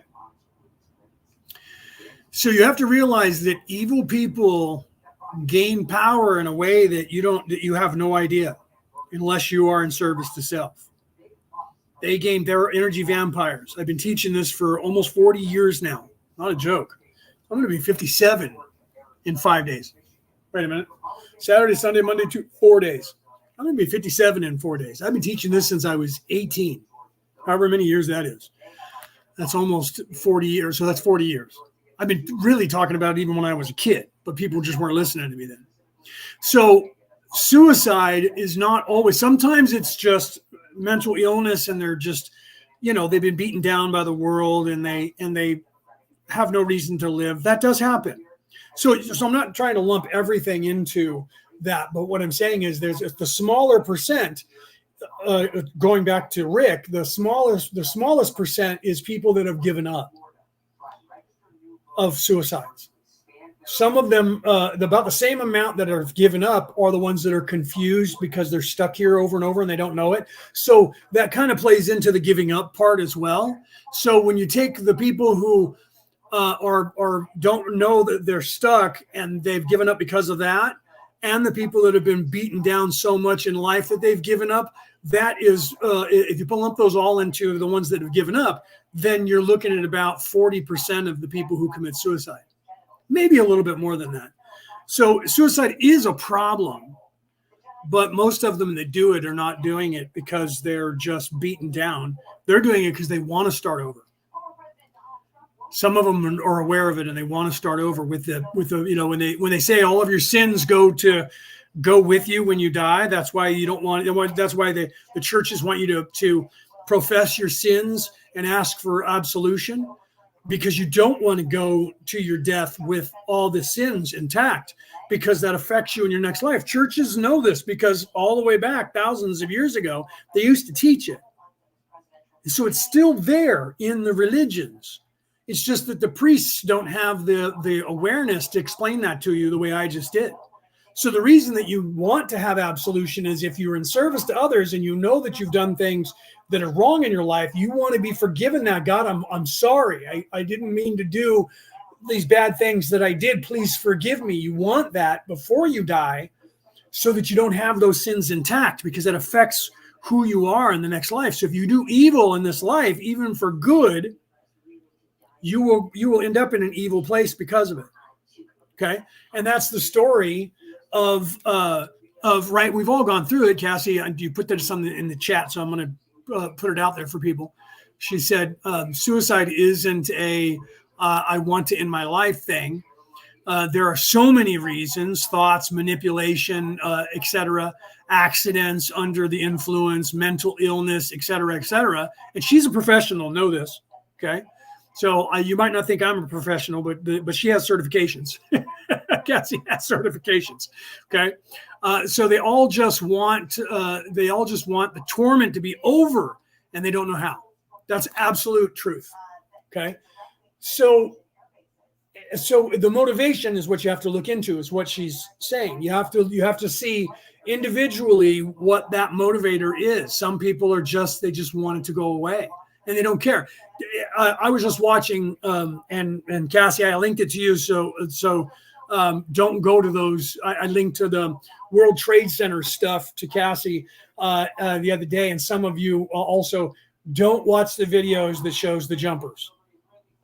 Okay, there was hundreds of people who were trapped and were up 80 floors who had no way of getting away from the fire, so they broke windows and jumped out to their death. Okay? They chose to die on their own accord rather than burn to death. So they jumped to their death. Some of them in a panic, thinking that this way out might be better than staying here and burning. They were so scared and so in a panic, and their adrenaline, their fight or flight was so in control of them that they believed that jumping out the window would be a better alternative. There was hundreds of people who splattered on the ground, and people filmed it. So if you guys go to that site, don't find those unless you want to see the gory, dead, flat bodies laying on the ground, because people filmed it. And I was watching them going, I forgot they did this. And if you don't know what you're looking at, you'll see people going down, but you won't realize, unless you're really paying attention, that they're actually showing you the bodies because they're flat. You're not expecting to see that. They just fell 80 stories and they hit the ground, so they're flat and there's just blood splattered. So they're red pools of blood, and you can see the bodies laying there flat. Don't watch those videos. That me just telling you will probably bother some of you. Okay. So at some point, almost everybody contemplates, you know what, fuck it, I can just kill myself and get it over with. Right. And, you know, sometimes something simple can change your life so that you don't go there. I told this story about my buddy who in real life I didn't know. And I went to church one day and somebody who knew me and him said, "Hey, have you seen Russell?" And I said, "No, I haven't. It's been a while. I lost contact with him. I haven't talked to him." Then later that day, someone else said to me, "Hey, have you talked to Russell?" I'm like, you know what? 2 people in one day brought his name up. Maybe I should go and look for him. And I was off that day. It was on Sunday. I went to church. So I went to where I thought he worked. When I got there, they said, "No, he doesn't work here anymore." So then I went to where he lived. And when I got there, he was not there. But his father-in-law said, no, he went to go and pick up his wife from work. Well, I knew where she worked. So I drove down there and found him. And he was sitting in his Jeep waiting for his wife to come out of work. So I got out of my car and I parked it and went over there and went, "Hey!" And he was like, "Hey!" And we started talking and we were laughing. And he said, "What are you doing?" I said, "I came to find you. 2 people said your name. So the universe was telling me to go look for you. So here I am. What's up, brother?" I gave him a hug. And his wife came out. "Hey!" I'm like, "Hey, I haven't seen you guys for a while. I'm sorry we lost contact. It's just been crazy." And he was like, "Well, what are you doing? What do you want? You want to come over and we can barbecue and have dinner?" "Absolutely." So we went back to their house, went to the store, got some barbecue ribs or something. I think we had ribs and chicken, went back, barbecued it, got some beer, hung out on their front walk on their lawn and under the, under the awning and chairs, and barbecued and drank some beer and laughed and had a great time. And they said, "You know what? We got to make sure we do this on a regular basis and stay connected and not lose contact anymore." I said, "Great idea." So we made it every Friday night. We got together after that, whether it was rain or shine. If it was raining, we went inside. They came to my house. We went to their house. We went to my house, went to their house. We'd go back and forth. We would get pizza, watch movies, whatever. And we did that. About a month goes by or so. And Russell says to me, "I want to tell you something." And I said, "What?" And he said, "Remember that day when you found me?" And I said, "Yeah." He said, "The day prior to that, I stuck a gun in my mouth and I was going to kill myself. But I stopped myself. That day, I decided I was going to go and get my wife from work. I was going to go home. And while she was in the shower, I was going to shoot myself in the head and kill myself. And then you showed up. Changed my entire life. And you gave me a reason to live again because you made me laugh again. And then you didn't walk away and you stayed my friend. And we started hanging out. And now I'm not depressed anymore. And I don't want to kill myself. Thank you." So we don't know one little thing, saying hi to somebody, "How are you today?" could change somebody's life that drastically. So we can't assume that about anybody or anything, but we have to assume that something is that simple could change a person's life. So we have, if we're in service to others, we have to accordingly realize that some small thing like that could change somebody's life at all times. Be aware and responsible about what you say to people, how you say it, and how you react to them in life, because maybe they're at the end and they just are looking for a reason to pop off and kill people or kill themselves. Or maybe they're planning it and you don't know it, and you happen to be walking into a store and somebody comes out and you hold the door for them and go, "Hey, how you doing today?" And they're like, "Leave me alone. My life is shit." "Oh, that sucks, bro. I'm so sorry. I hope you have a good day." That little thing, by saying that, instead of going, "Fuck you, asshole," that little thing of going, "Wow, that sucks, bro. I hope your day gets better," could change them and stop them from doing something to themselves because you actually cared and held the door for them, and maybe they think about that. Do you see? So if you're in service to others, always be in service to others. Unless they attack you, then all bets are off. Right? Do what you need to do. Right? So it isn't always Cassie said, it isn't always, it's what I meant to say. Right. Yeah, no, you were just fine. And she said, yeah, sometimes they want to end it because they want to move on, or they feel that it's their only way out or their only option. And it's the real plays on the real plays on repeat. Yeah. Right. So yeah, she's absolutely right. So she says, I've been there. We've all been there. Right. So yeah, I mean, we just have to yeah, Rick says, where's Raw? Yeah, right. So Raw is in here, Rick. Raw is in here. You are Raw. I am Raw. We are Raw. That's where Raw is, right? So that's like saying, where's God, bro? Right? Raw is an entire hive mind complex species that's currently out there right now, still here, trying to help this earth in vast ways. I'm part of that Raw collective, believe it or not. All of us, if you go and read the first couple of books or the first 10 sessions, and Raw will tell you they're from Orion's belt. Savvy? So those of us who are part of the Orion Coalition of Light are part of the Orion Council of Light, right? Ra is the Orion Council of Light. Those of you who know that, know that. So where is Ra? I am Ra. I hate to sound like Jesus because I'm not trying to sound like Jesus, but he said, Jesus, you have to stop. It's the law of Moses. And he said, I am the law of Moses. That's not what I'm doing here. Stephanie says, I'm back. What did I miss? Oh, man, you missed all the best shit, Stephanie. You have no idea what we just talked about. You were gone? Oh, man. You better, later on, you better find that spot where you were gone. You better listen to what we were just talking about. Because, man, you just missed out on some real good shit. I'm screwing with you. Right? Although I'm sure there's stuff in there that you want to hear about, right? He means raw class. I know what he means. I was being sarcastic to Rick. I know what he means, right?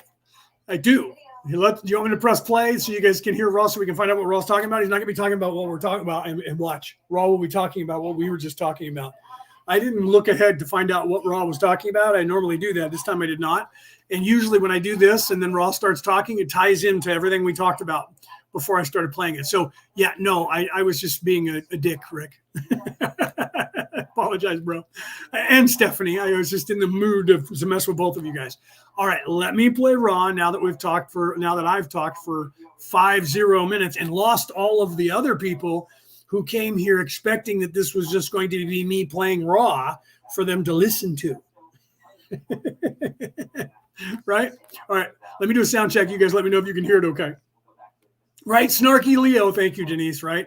I'm being Snarky Raw, Snarky Leo. All right, let me press play here and we'll get it started. June 16th, 1981. 58.0 Raw, I am Raw. I greet you in the love and in the light of the one infinite creator. We communicate now. 58.1 Questioner, would you please give me an indication of the instrument's condition? Raw, I am Raw. This condition is as previously noted except that the physical distortions mentioned have somewhat increased. 58.2 Questioner, could you tell me the cause for the increase of the physical distortion? Raw, I am Raw. Physical distortions of this nature are begun, as we have said, due to overactivity of weak, as you call this distortion, portions of the body complex. The worsening is due to the nature of the distortion itself, which you call arthritis. Once begun, the distortion will unpredictably remain and unpredictably worsen or lessen. 58.3 Questioner, we have tried healing with the diamond crystal. I have tried both using the crystal around my neck and dangling it from a chain under my right hand. I think that possibly that to do the best work on the wrist I should dangle the crystal just below my right hand from a distance of just a centimeter or two, holding it directly above the wrist. Is this correct? Raw, I am Raw. This would be appropriate if you were practiced at your healing art. To work with a powerful crystal such as you have, while unable to perceive the magnetic flux of the subtle bodies, is perhaps the same as recommending that the beginner, with saw and nail, create the Vatican. There is great art in the use of the swung crystal. Talking about snarky Raw, right, Reese? Welcome, Reese. So here's Raw being snarky to Dawn right after I was being snarky to Rick. That's apropos. That's funny, right? I didn't realize he was going to do that. So I ended my rant and tirade of talking and not listening to Raw by being snarky, and then the first thing that happens is Raw gets snarky. That's funny, right? I'm sorry. That's hilarious. That's just me, right? Reese thought it was hilarious. All right, let's continue. At this point in your development, you would do well to work with the unpowerful crystals in ascertaining not only the physical major energy centers, but also the physical secondary and tertiary energy centers, and then begin to find the corresponding subtle body energy centers. In this way, you may activate your own inner vision. 58.4 Questioner: what type of crystal should be used for that? Ra. I am Ra. You may use any dangling weight of symmetrical form, for your purpose is not to disturb or manipulate these energy centers but merely to locate them and become aware of what they feel like when in a balanced state and when in an unbalanced or blocked state. 58.5 Questioner: am I correct in assuming that what I would do would be to dangle a weight approximately 2 feet below my hand and place it over the body, and when the weight started moving in a clockwise rotational direction it would indicate an unblocked energy center? Is this correct? Ra. I am Ra. The measurement from hand to weight is unimportant and at your discretion. The circular motion shows an unblocked energy center. However, some entities are polarized the reverse of others, and, therefore, it is well to test the form of normal energy spirals before beginning the procedure. Right. When you're using a pendulum, that's what he's describing. He's using the crystal as a pendulum. I've been teaching this for a long time too. I have one, but mine broke. The attachment to the top of my pendulum came out of the rock, the stone, so I haven't replaced it with a new pendulum. I used to wear a pendulum around my neck at all times, along with a spirit pouch, and I have my pouch on my nightstand right now because it was so old that the leather wore through, and things were falling out of it. And I haven't replaced it either, which I have to do both. So with a pendulum, some people. You have to decide, first of all, the pendulum picks you. So when you're going to pick a pendulum, you should go to a place where they have a bunch of them and find which one, when you look at it, it's going to pop. You're going to look at it and you're going to look at all of them. They're just going to be there. And then all of a sudden, it's like the wand picking the person in the Harry Potter books. It's the same thing. A pendulum will pick you. And you'll look at all the pendulums, and then one will all of a sudden just kind of go at you. And you go, whoa, that's the one that you want. Now, you have to decide, you have to figure out your bonding with that pendulum and how it responds to you in the affirmative and in the negative. And you have to determine what you're going to use the pendulum for.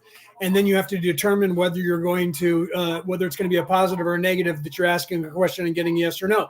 And then some people will have a pendulum that will go away from them and back towards them, forward and backwards, meaning yes, and then side to side, meaning no. Other people, it will go to the right and spin around in the right-hand circle, meaning yes, and the left-hand circle, meaning no. And some is the opposite of both of those that I said, justifiable. This way meaning no, and this way meaning yes, and this way meaning yes, and that way meaning no. And some people, it goes in a figure eight. So your energy and how you're aligned and how you meet the energy of the stone and what type of stone you're using, what type of crystalline structure you're using, will determine which is yes or no. So a lot of them come with instructions that will tell you, ask a positive question and see how it responds, and then ask a negative, something you know is going to be a no, something you know is going to be a yes, and notice how it reacts. And then you will determine whether it's saying yes or no. You'll figure it out. It's like when we're teaching people how to be a medium and using those abilities, the people that you're going to be working with on the other side or tapping into, say somebody's grandmother or mother who's passed on, they're going to use you and your references that you will understand.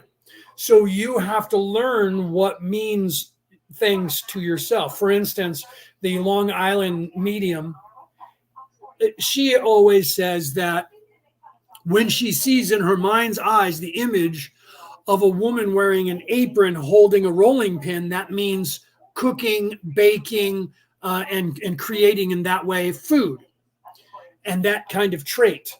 So she equates either the rolling pin or the apron with cooking. Other people have other things that are personal to them. The people on the other side will look into you, and instinctively they'll give you the concept, and your higher self will give you that image for you to interpret. The same thing happens with a pendulum because it's coming from your higher self, from nature, from the universe. So it is going to tell you whether you're left-handed justified or you're right-handed justified, and which way is yes and which way is no, depending on what you're using that tool for. And some people, like they did in that television show Charmed, where they were trying to locate someone on the map, and they would have the pendulum moving, and when the pendulum stopped and pointed at a certain spot on the map, they knew that that's where it was that they were trying to determine that somebody was at. That's called scrying somebody. Scrying, S-C-R-I I-N-G. Some people spell it S-C-R-Y and I-N-G or I-N-G. Scrying, because scry, the word scry is S-C-R-Y. So when you're scrying, that means you're seeing, you're trying to find somebody or something, and that's called scrying. It's like divination, where you're trying to see them at a distance. Okay. So that's what he's describing here to Dawn, because Dawn's talking about using the crystal as a pendulum to heal, or then to charge a chakra with positive energy. So you then have to use the pendulum differently to do that work than you would if you're just asking a question of the universe and waiting for a yes or no answer. And I thought that it was important here to discern the differences between all of that, because depending on what you're using the pendulum for, the crystal for, attached to a chain, will determine how you have to use it. And that's always personal to yourself as well as to the pendulum. All right, let's continue.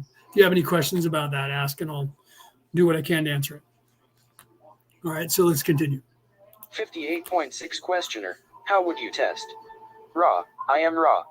A test is done by first holding the weight over your own hand and observing your particular configuration. Then using the other self's hand, repeat the procedure. 58.7 Questioner. Now in the case of the instrument, we are concerned with the healing of... Yeah, so what you were doing, let me put that back up, Rick. What you're doing there is you're determining and letting the pendulum know, this is what I prefer. Right. So what you're saying there with me, I ask a question and give me a yes and make it swing forward and backwards. So you're doing that. And so you're aligning you're charging the pendulum with your energy, which I didn't get into, but you're absolutely right for doing that, because you know instinctively the way you want to have the answer brought by the pendulum. So you're charging your energy to the pendulum and saying to the pendulum, this is how I want you to respond to me so that we're clear. And the pendulum is going, okay, now tell me no. Okay, right? And that's good. There's nothing wrong with that. So I didn't say that. So I'm glad that you said that, because then I could put that up for people and specify that. So some people will just say, you determine what, and allow the pendulum to do it. And other people will say, I usually say the same thing you do, only I do the positive and negative I do yes and no the same way you do, forward and backwards, left and right. And then I do the circles this way for energy clearance and of negative energy clearance and positive energy enhancement. So then depending on what I'm using it for, I program it with different energies to respond in different ways, including the diagonals, making X's as well, including big, long circles as opposed to small ones. So depending on what I'm using it for, I also, rightly like you do, assign certain things for the pendulum. And this is what I prefer, because you're going to be doing more than one thing, more than just yes or no. So we have to have this work that way. And you know what's funny was that my first wife, Virginia, and we were sitting, I think we were married at the time, so we're like 27 years ago or something. It might have been after that, because her son was older. He was like 17 or 18 at the time. So it was after that, because he's 20 years younger than me. Right. So he said, I don't think that those pendulums are real. You just can't get any information with those. And she goes, well, no, that's not true. These are legit. They're real. And he goes, okay, what do I have in my pocket? And she said, okay. So she's asking the pendulum, right? And she says, the answer is money. And he's like, well, that was a generic guess. Okay, if you're that good, tell me how much money I have in my pocket. And she said, you have $2.37. And he was like, he reached in his pocket and pulled out everything out of his pocket and dropped it on the table. And he had $2.37 to the penny. Right? To the penny. He had $2, a quarter, a dime, and 2 pennies. And he was like, and she goes, does that answer your question? And he's like, no way. But she had no idea what was in his pocket.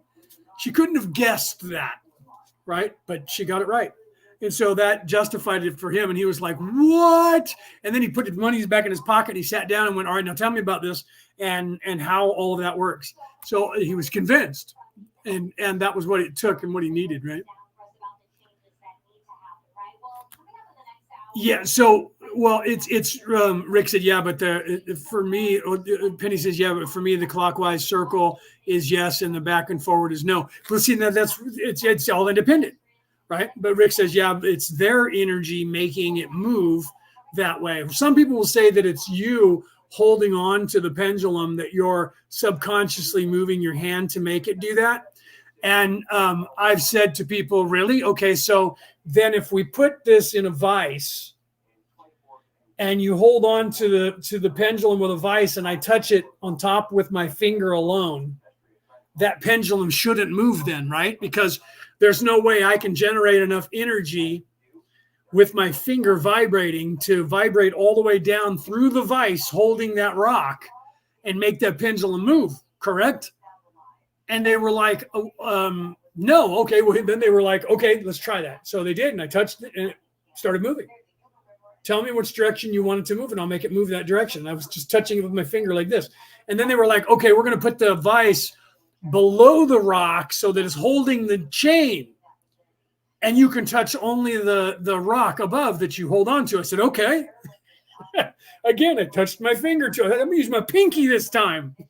Put my pinky on the tip of the stone, and the whole vise was holding on to the chain, and it still moved.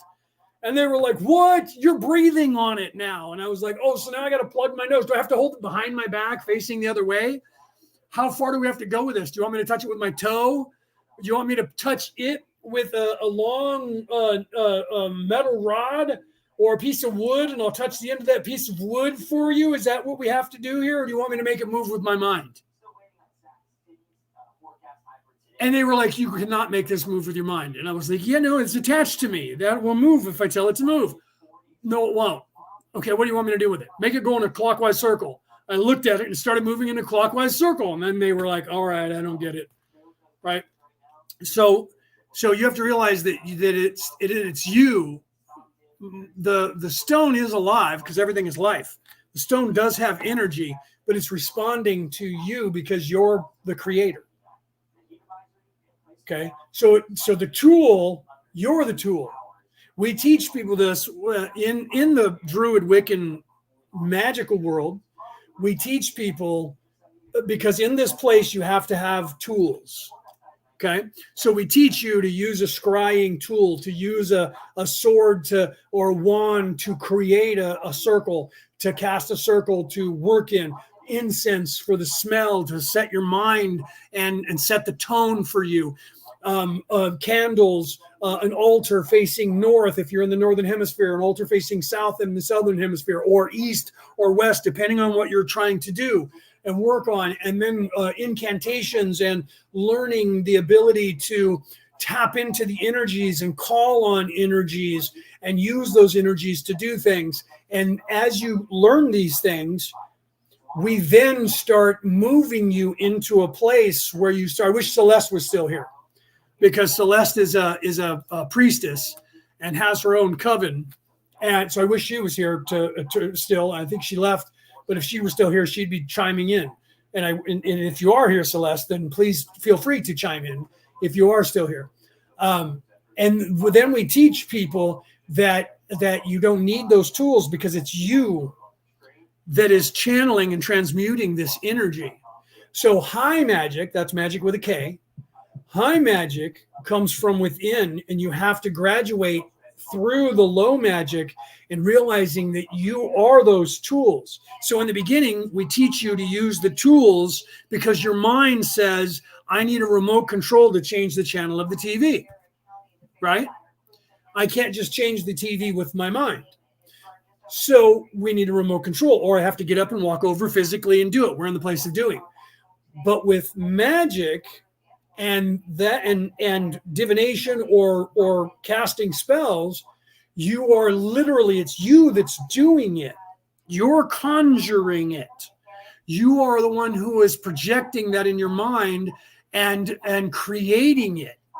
So we have to take you through the process of physicality and then open and expand your consciousness to the spiritual and move you from physicality to the non-physicality and have you realize that you still have the same abilities outside of this place. And then that's what you're doing when you're casting a spell anyways, is you're manifesting something. And it's you doing it, not the tools. But because you're in the place of doing in third dimension and you're locked into this matrix, we start you with tools and then we enhance your cognitive abilities, expand your consciousness, and then wake you up to you're the tool. And it's not this physical body. That's why I wish that Celeste was here, right? Yeah, right? Yeah. Right? So Peter said, when I look at the concept of the pendulum, let me put it up on the screen for those of you who can read it as well. I'll read it for those people who are on the MP3 broadcast and can't see this. When I think of the concept of the pendulum and the sword, when you're knighted under the head of the right and the left on both shoulders. Yes, I had that happen to me. And when it goes back to the top of the head, that means that you nice to the sword and it always ends up back on top of the head. This is the pendulum from the Druids. Yes, and I can further that, right? But Cassie's laughing. She said, Leo and I were just talking about this last night. Deja vu, right? Yeah, right? So, yeah, I was knighted by the Holy Roman Catholic See. So literally I took a knee, right? Or I knelt down, both knees. Knelt down, and they have you kneel on a pillow these days. So you're not kneeling with your knees on the floor because we were on tile or concrete when we got knighted. And they do that. And then back in the day, Knights of the Realm would do it. And it was a Catholic still. If you watch Excalibur, the movie, you see them knighting them in the name of St. Michael and St. John. Right. And so when you're knighted, they start with the right shoulder and go to the left shoulder and Peter's right. And then they go back to the top of the head. So they start at the top of the head, go to the right shoulder, go to the left shoulder, and then go back. And that's like the Trinity. Some people only do left, right, top, and that's the same as doing the cross. Do you see? They're going from the top to the bottom, to the left, to the right. And when you're knighted, they're facing you. So they go the same way. Top, left, right, top, instead of touching you with a sword in the heart. So you're not going like that in the heart. You're not going from the head to the heart to the shoulders, because then they would have to touch you with the point of the sword like they were attacking you. So what they do is they start at the top of your head, go to their left, which is your right, because you're facing them, the opposite. So you go top, right, left, over, and return. And that's the Trinity. That's making the cross top down. Do you see? That's making the cross top down, and that's why they do that way. And that's what Peter was talking about. And that's in to reiterate what Peter was saying again, right? He says that's the druidal practice of the Druids, and it's knighted. You're united the same way as you are in the Catholic Church. They adopted the same knighting techniques, and that's what that means. Exactly what Peter was saying, right? So consciously, we're in everyone's mind, and we think the same way, right? I know, bro.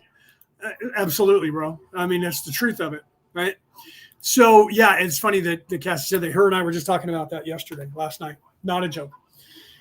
All of what we're talking about. So Raw here is talking about the pendulum and understanding the workings in what Dawn is talking about, the healing practice and working with the pendulum.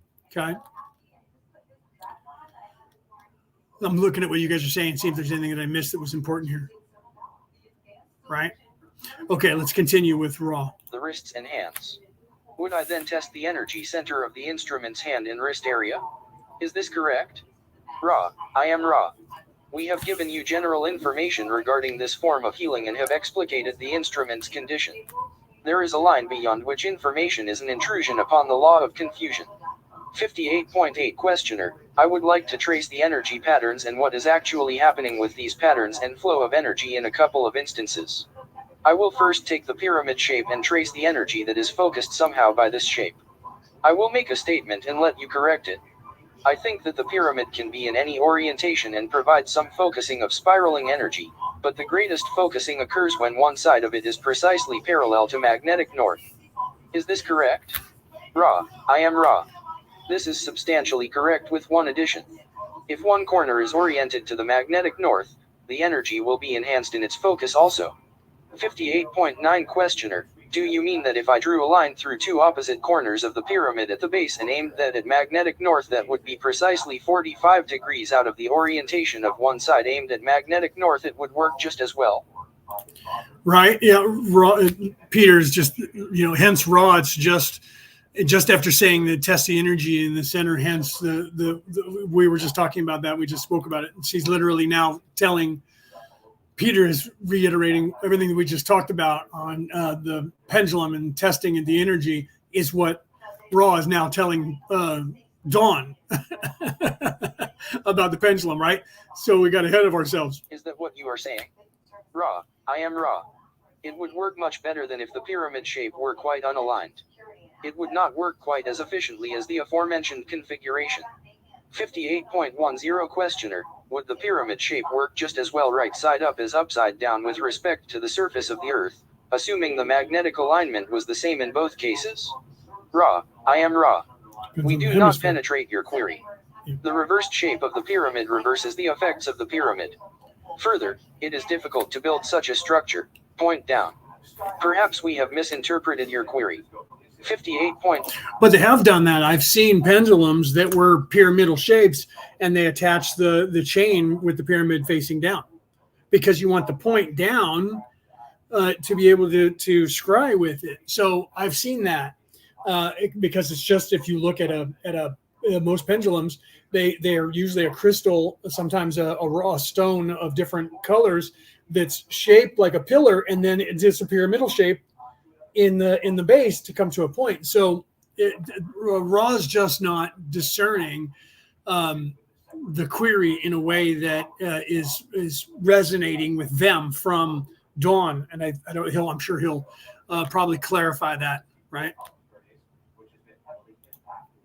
1 Questioner, I used this question only to understand the way the pyramid focuses light, not for the purpose of using one.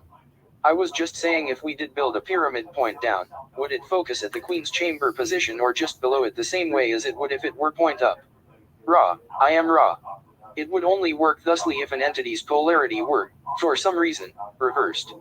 58.12 Questioner, then the lines of spiraling light energy, do they originate from a position toward the center of the Earth and radiate outward from that point? Ra, Inward and I am outward. Ra. The pyramid shape is a collector which draws the ion's energy from what you would term the bottom or base, and allows this energy to spiral upward in a line with the apex of this shape. This is also true if a pyramid shape is upended. The energy is not earth energy, as we understand your question, but is light energy which is omnipresent. 58.13 Questioner, does it matter if the pyramid is solid or is made of 4 thin sides, or is there a difference in effect between those two makes? Ra, I am Ra. As an energy collector, the shape itself is the only requirement. From the standpoint of the practical needs of your body complexes, if one is to house one's self in such a shape, it is well that this shape be solid-sided in order to avoid being inundated by outer stimuli. 58.14 questioner. Hence the reason that they made the pyramid out of stone that you would go into and you wouldn't hear anything from the outside, including you wouldn't see any light from the outside either. That's why they did it that way. So that you would be completely, that we do it now where people go into an isolation chamber where they float in water. That's doing the exact same thing that you would do in a pyramid. You're going in there to completely immerse yourself so that you don't feel any stimuli from outside itself or any feeling. So, and some people don't do it in water. Some people go and lay in, something to where they lay in it and it presses on the top and the bottom so that they don't have their own hands touching, their own fingers touching their own body. And what that does is that isolates you so that you're completely inside. It forces you to go inward because you have no outward stimulation whatsoever, no stimulation coming in whatsoever. And that forces you to be in your own mind. And that forces you out of focusing on the human body. So it raises your vibration and makes you focus on your being the experiencer. And that's why people do that. People do it with drugs. People do it with water. People do it with an isolation chamber. And that was what the pyramid was designed for. Same concept. For you to go in there and be completely isolated so that you then the resonance of the place, the energy of the place and the vibration of the place hit a certain frequency that caused you to go internalize, that caused you to rise up above the thinking mind and the ego. That's why it was designed that way. Let's continue. Then if I just used a wire frame that were 4 pieces of wire and joined at the apex running down to the base, and the pyramid were totally open, this would do the same thing to the spiraling light energy. Is this correct? Ra, I am Ra. The concept of the frame is equal to the solid form is correct. However, there are many metals not recommended for use in pyramid shapes designed to aid the meditative process. Those that are recommended are, in your system of barter, what you call expensive, the wood, or other natural materials, or the...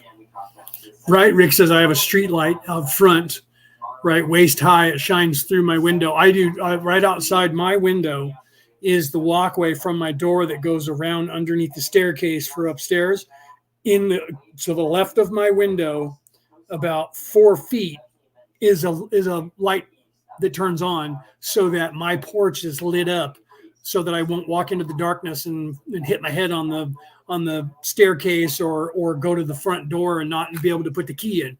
So I'm with you, Rick. I got to pull the blinds down, and the blinds are not like they were before where you pull them down and they covered the entire window. They're vertical blinds, which means there's little holes in them and light comes in. So it's never truly dark in my room because of that light turns on when the sun starts to go down at night at about, I think it's about 5 minutes to 7 right now PM, and that'll get less and less as we get darker earlier.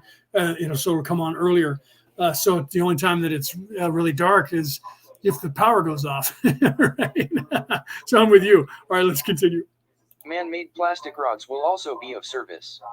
58.15 questioner, why is the spiraling light focused by something as open and simple as 4 wooden rods joined at an apex angle? Okay, before he answers that, right, Denise said, me too, Penny and Cassie talking about the darkness. She said, I always like the night. I do too. And why is that? Because most humans are asleep. Most cell phones are off. Most televisions are off. Most sound waves are off because everybody's asleep. So the reason that you like nighttime is because you don't have the bombardment of all of the ambient energy and sound that you're not aware of that's happening to you all the time. So the darkness is a veil as well that's almost comfortable, to some people who are either afraid of it and they don't like darkness and they have to have light, and others like the darkness because it's like a blanket. But moreover, the energy of night is quiet. You feel the planet more then. It's just like in the morning, and I'll bet you're the same way. In the morning, when everybody's still asleep and the sun is starting to come up and all of nature is starting to wake up, I'll bet you like it then too. Why is that? Because now you're on the planet where all the humans haven't woke up yet, and you're seeing, feeling, smelling, and tasting the energy of the planet itself, nature. And that's why you probably like going out into nature where there's not a bunch of humans during even the daylight hours. There's a reason for that, because the energy is different. You don't have evil people out there. There's no evil bear, right? You don't have evil people out there. People choose to be evil. So I used to love going camping. I would always get up before the sun came up. And I would always go. We used to go up to a place called Lake Shasta Mountain, which is the red ray chakra of the earth. We used to go up there every year during the 4th of July. We would go up a week before the 4th of July, and we would stay a week after. So we were up there for 10 days. And we would always camp on the lake. So every morning I would get up before the sun came up, and I would go and usually somebody in my camp, we would get up, we'd start making coffee, and there'd be a couple of us that would get up that early. And we would have coffee, and then we would go over and sit by the lake and watch the sun come up and see there's nobody out there. Onesie, twosie, maybe somebody in a boat going fishing or something. Mostly there was nobody there. And we would sit there and watch the sun come up and watch the world come up, watch the world become awake. And then when everybody started waking up in the campground, we would get up and go back to the campground and start cooking breakfast, cooking some eggs and bacon and whatever that you were having for breakfast. We would go back there and everyone was like, wow, you guys are already up? Yeah, the most peaceful time is at night when everybody's asleep, from dusk till dawn, from the time of when everybody goes to sleep until when they wake up. That's the most peaceful time on the face of the earth, when nature is nature and even nature is sleeping and humans are not in the way. Right? All right, let's continue here. Ra, I am Ra. If you pictured light in the metaphysical sense, as water, and the pyramid shape as a funnel, this concept might become self-evident. 58.16 Questioner, I can see how a solid-sided pyramid would act as a funnel. It seems to me that using just the 4 rods joined at the apex angle... Well, before he finishes with that, right, Stephanie said, my preference is to have the moon shining into my window at night when there is a moon, right? And when it's coming up, because depending on the time of year, it comes up either earlier or later at night, and you wouldn't have it in there, but you would still have moonlight, right, as you're falling asleep. But that's rare opportunity for it to line up that way, right? So no moon, I'm sleeping in the darkness, right? Well, there's a reason why in the Wiccan Druid religion, there's a thing called skyclad, right? That means naked. But it derives from being outside in the moonlight at the time of the moon and being naked, being basically unclothed in nature and having that moon energy and creating at that time during that. And then people have now transferred skyclad into even indoors. When I did my Reiki 1 and 2, my Reiki master teacher, she was a Wiccan priestess and she did it skyclad. So she did it naked. She attuned me for my first and second attunement naked, right? Because she was a traditionalist priestess, to where things that count are done skyclad, right? So either that or she was getting off on being naked in front of me. Because at the time I was 23 and she was 27 and she was hot. Right. So maybe she was, I don't think so though, because there was no touching. We didn't do anything.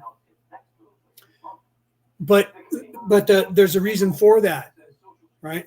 The profiler that they based the Red Dragon on, the movie or book, The Red Dragon, which became I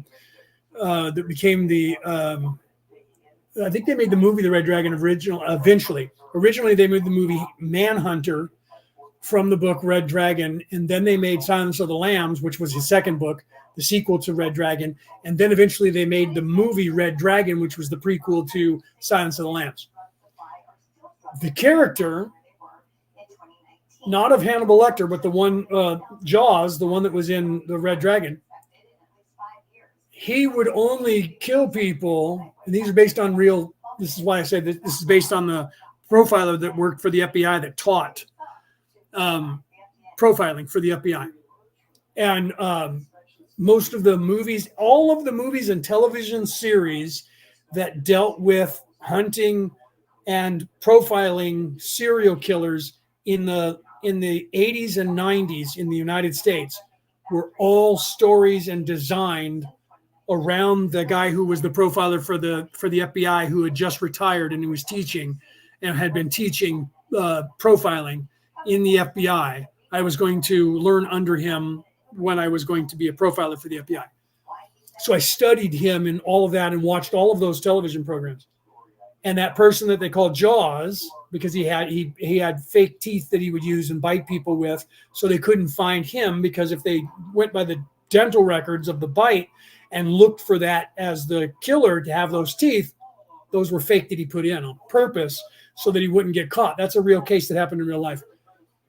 He killed people outside on the full moon because human blood is not, in fact, red in the light of the full moon.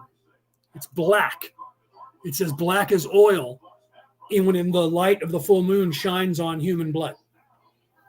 And he would kill people only on a full moon and only outside so that he could then bleed them and wipe their blood on himself and have this black, oily looking blood as part of a ritual that he was doing that was part of his spirituality. They didn't tell you that in the book, I don't think, or the movie. I don't think they did tell you about him with the blood and the color of it and killing people, and that was part of his modus operandi. But they didn't tell you why. I know the why because I was studying this guy's cases, and because I was going to go there and learn under him. So I know that, but that's the color, the light that comes off of the moon, which is a reflection from the sun, changes in the spectrum, and it changes how we see things down here in the night sky. So people that were fire does the same thing. There's Ashley. Welcome, brother. I don't know if you were here before, but that's the first time you said something. So I happen to see him there. So in the Druid and in the Wiccan religions, especially of old, doing things under the light of the full moon would change the reality and the way you saw things, and the energy from the moon changed things as well. So the entire structure of I'm ruled by the moon. When the moon is full, I'm very energetic, even more than I am now. Talk faster than I do, can't sleep, even more than I'm the way I am now.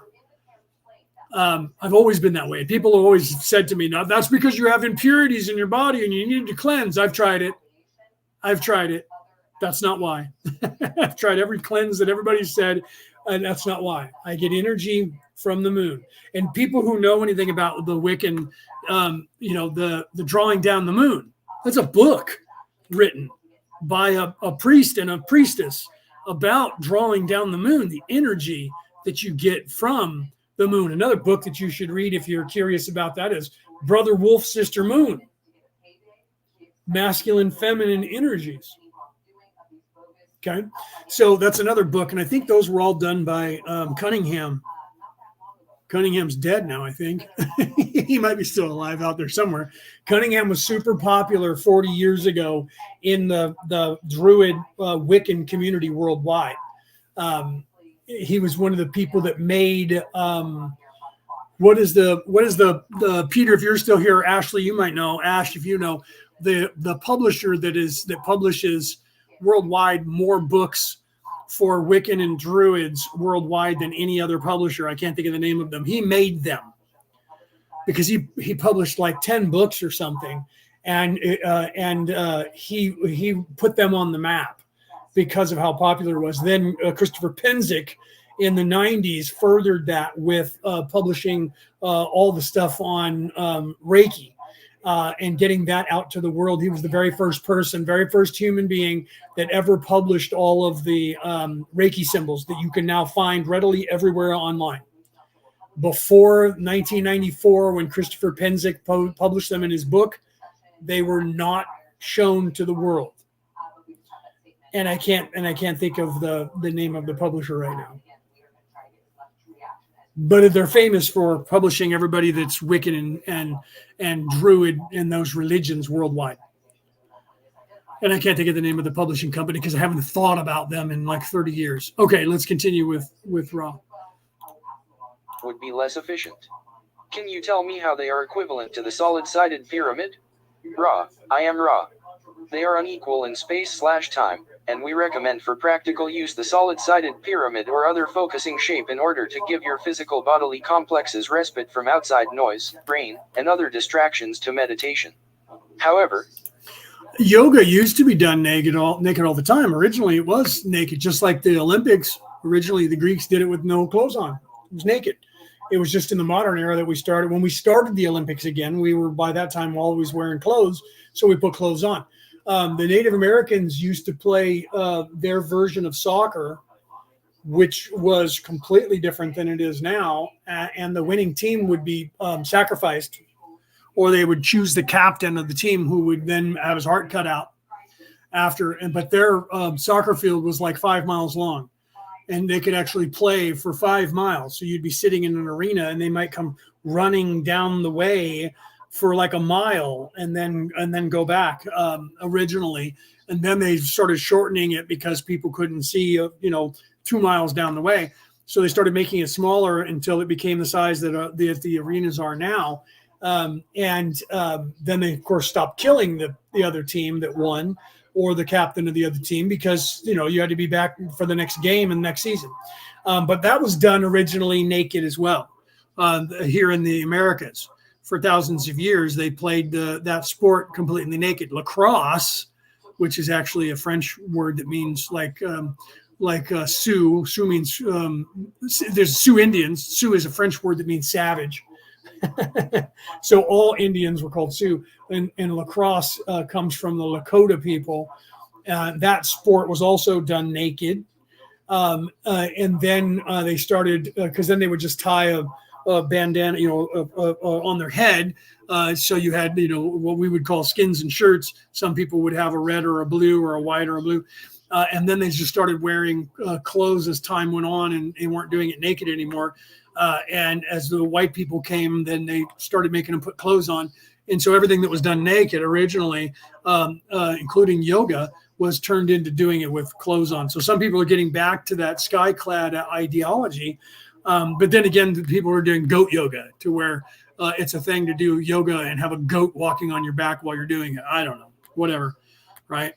What happens when the goat takes a shit or piss on you? I'm just saying, right? I'm just saying. All right, here we go. In time/space, one is concerned with the electromagnetic field produced by the shape. An equivalent field is produced by the solid and the open shape. Light is influenced metaphysically by this field rather than by visible shapes. 58.17 Questioner, thank you, that explains it nicely. I apologize for asking so many stupid questions on this, but I am really functioning here with very little knowledge. I do not wish to get into subject matter of no importance.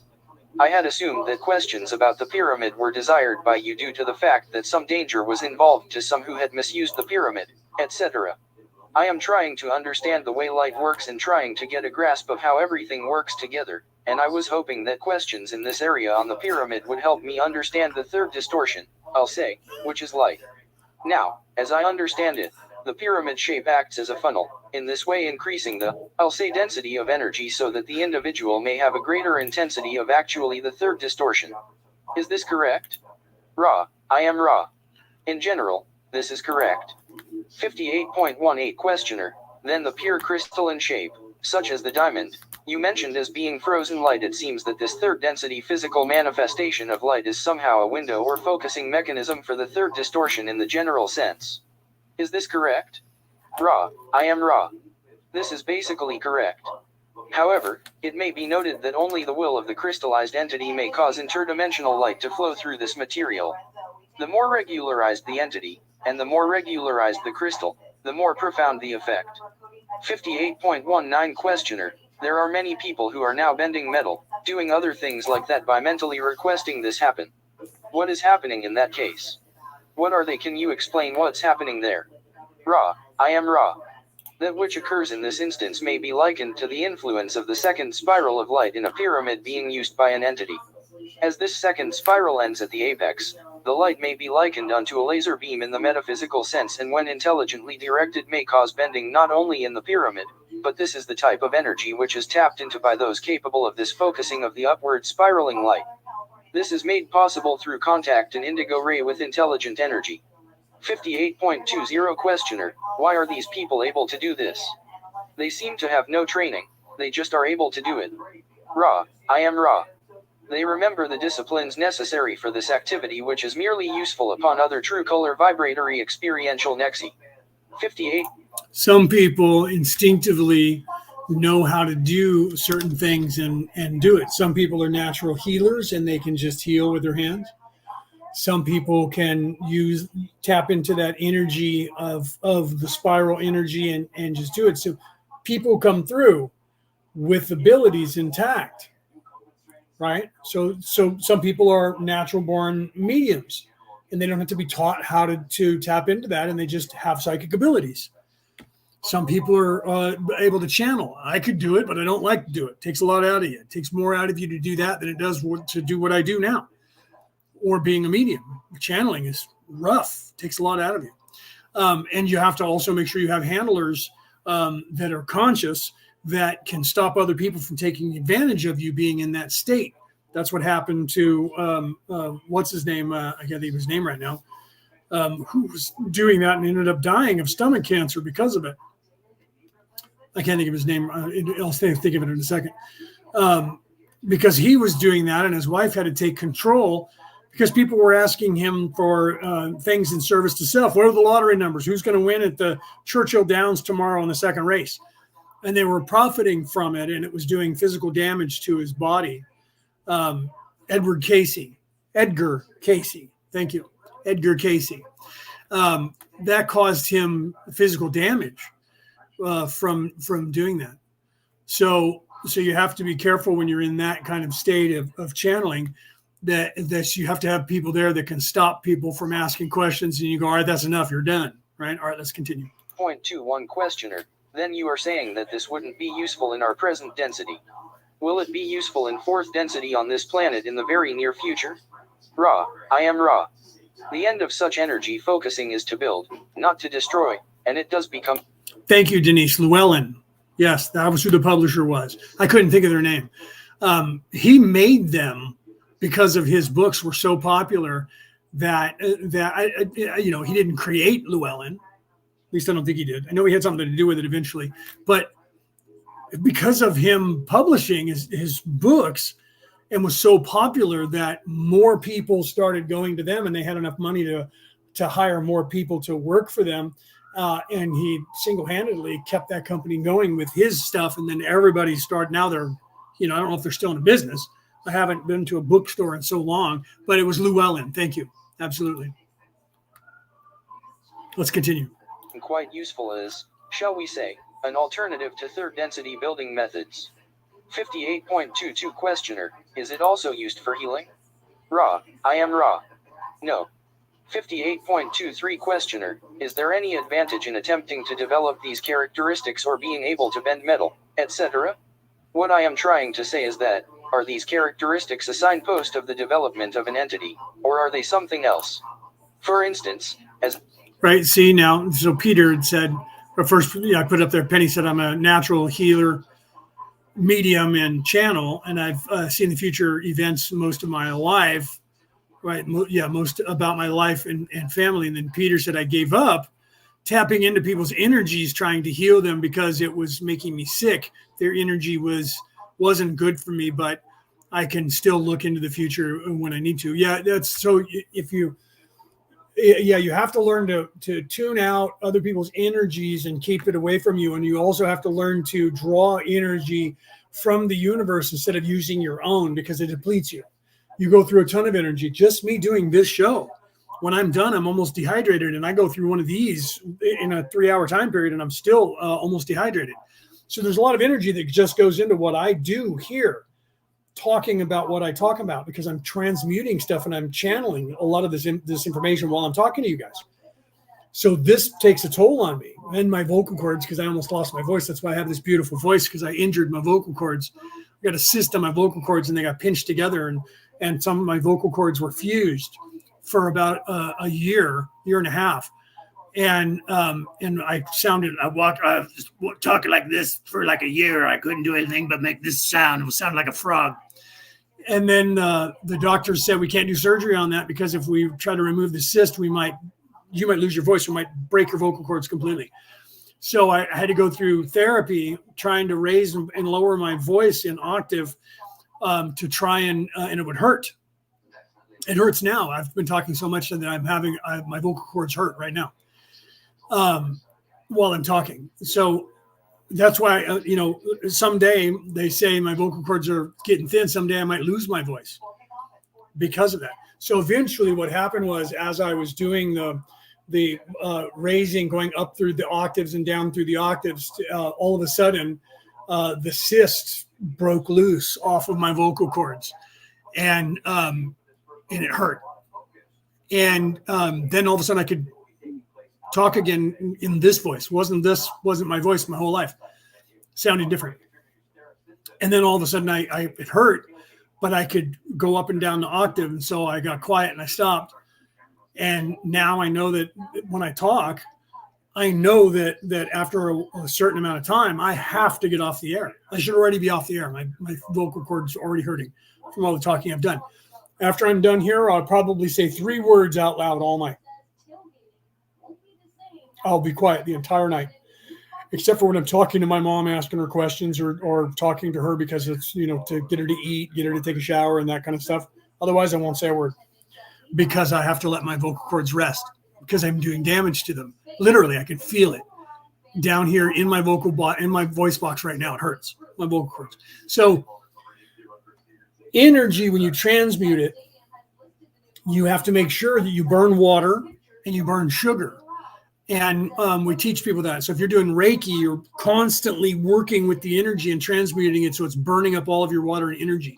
If you're channeling, it's the same thing. It's why I talked about this before. It's why when you go to get a tattoo, the tattoo artist will say, make sure you eat before you get here, because they want to make sure you have enough fuel, because the act of them doing damage to your body by doing the tattoo on you is going to create a scenario in your body to where your body is going to start burning up a bunch of energy trying to heal because it's actually doing damage to you.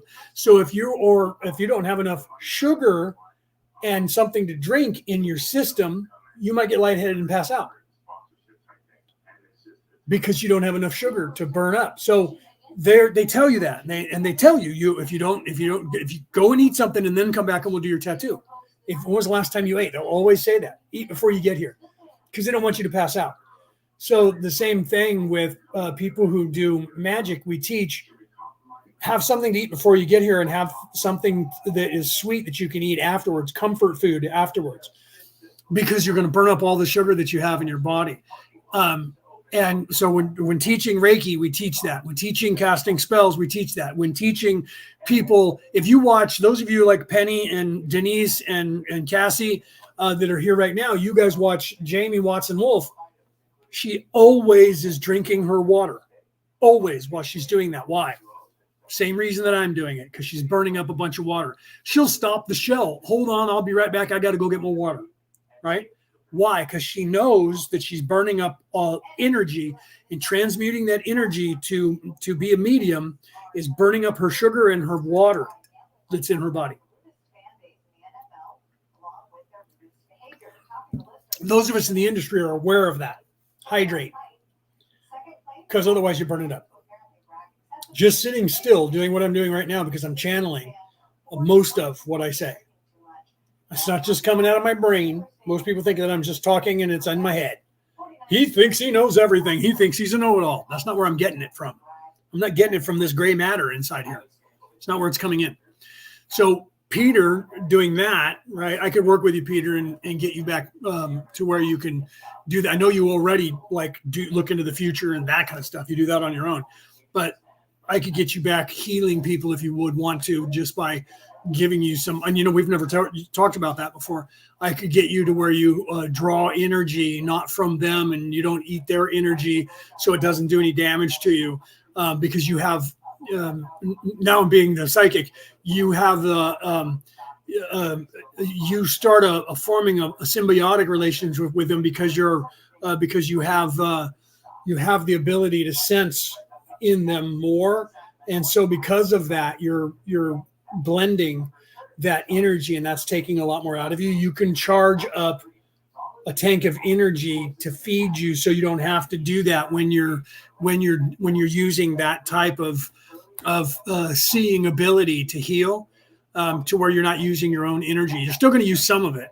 You're still going to burn up your sugar and your water, but you're not going to be damaged by depleting your energy. This is what they talk about with Carla, with Ra. Carla is aware of that, and she is building up her energy and has a reserve of energy. And Ra talks to Dawn about that she has a certain amount of energy that she is aware of and is building up, so that she's not depleting her own personal energy. And they're sensing when she's low on that energy, so that she doesn't do any damage to herself, and they end the session.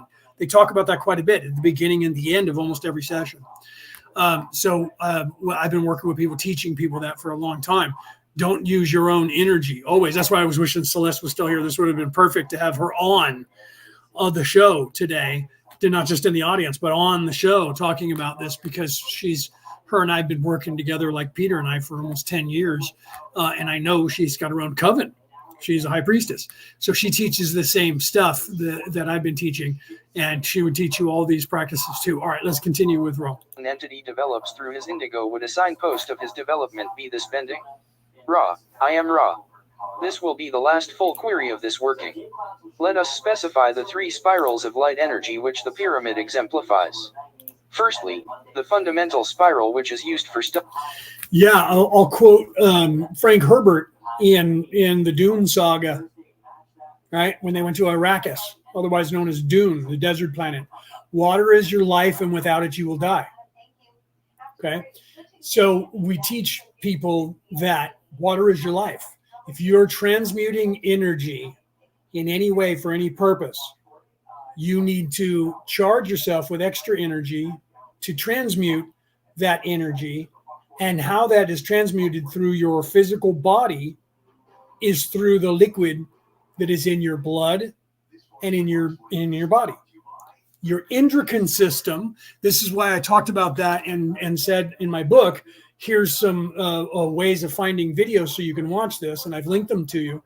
The water, when we drink water, our body adds oil to that water, and that water surrounds our entire endocrine system. Our nervous system floats in water. Our own nervous system, with the electricity that is conducted from our brain that controls everything, goes through our nervous system, our nerves, that is surrounded by an oily water as a conductor and an insulator, so that your energy doesn't dissipate into the skin, into the epidermis. Okay? So it stays in the nerves and moves the hand and the fingers and the head and the eyes. But that neural network is the tree of life. That is where the energy of the universe transmutes and travels inside of you and outside of here. That is the tree of life. That is the force of the universe. And where it travels are those neural pathways of the universe, as above, so below, as within, so without, as below, so above. Inside of you, there is no difference of the tree of life, which is your endocrine system, and the tree of life that connects all planets and the solar system and the universe together. The neural network of that's why I show you in the beginning of the show on this video that you watch at the beginning of the show, that image that says brain cell and universe. Okay? And they're identical. The universe is just a million times more integrated. There's more glia cells. There's more neural pathways. We're more rudimentary, more simple, because that's the microcosm, and that's the macrocosm, and we're the microcosm. We're the little teeny compared to the big one.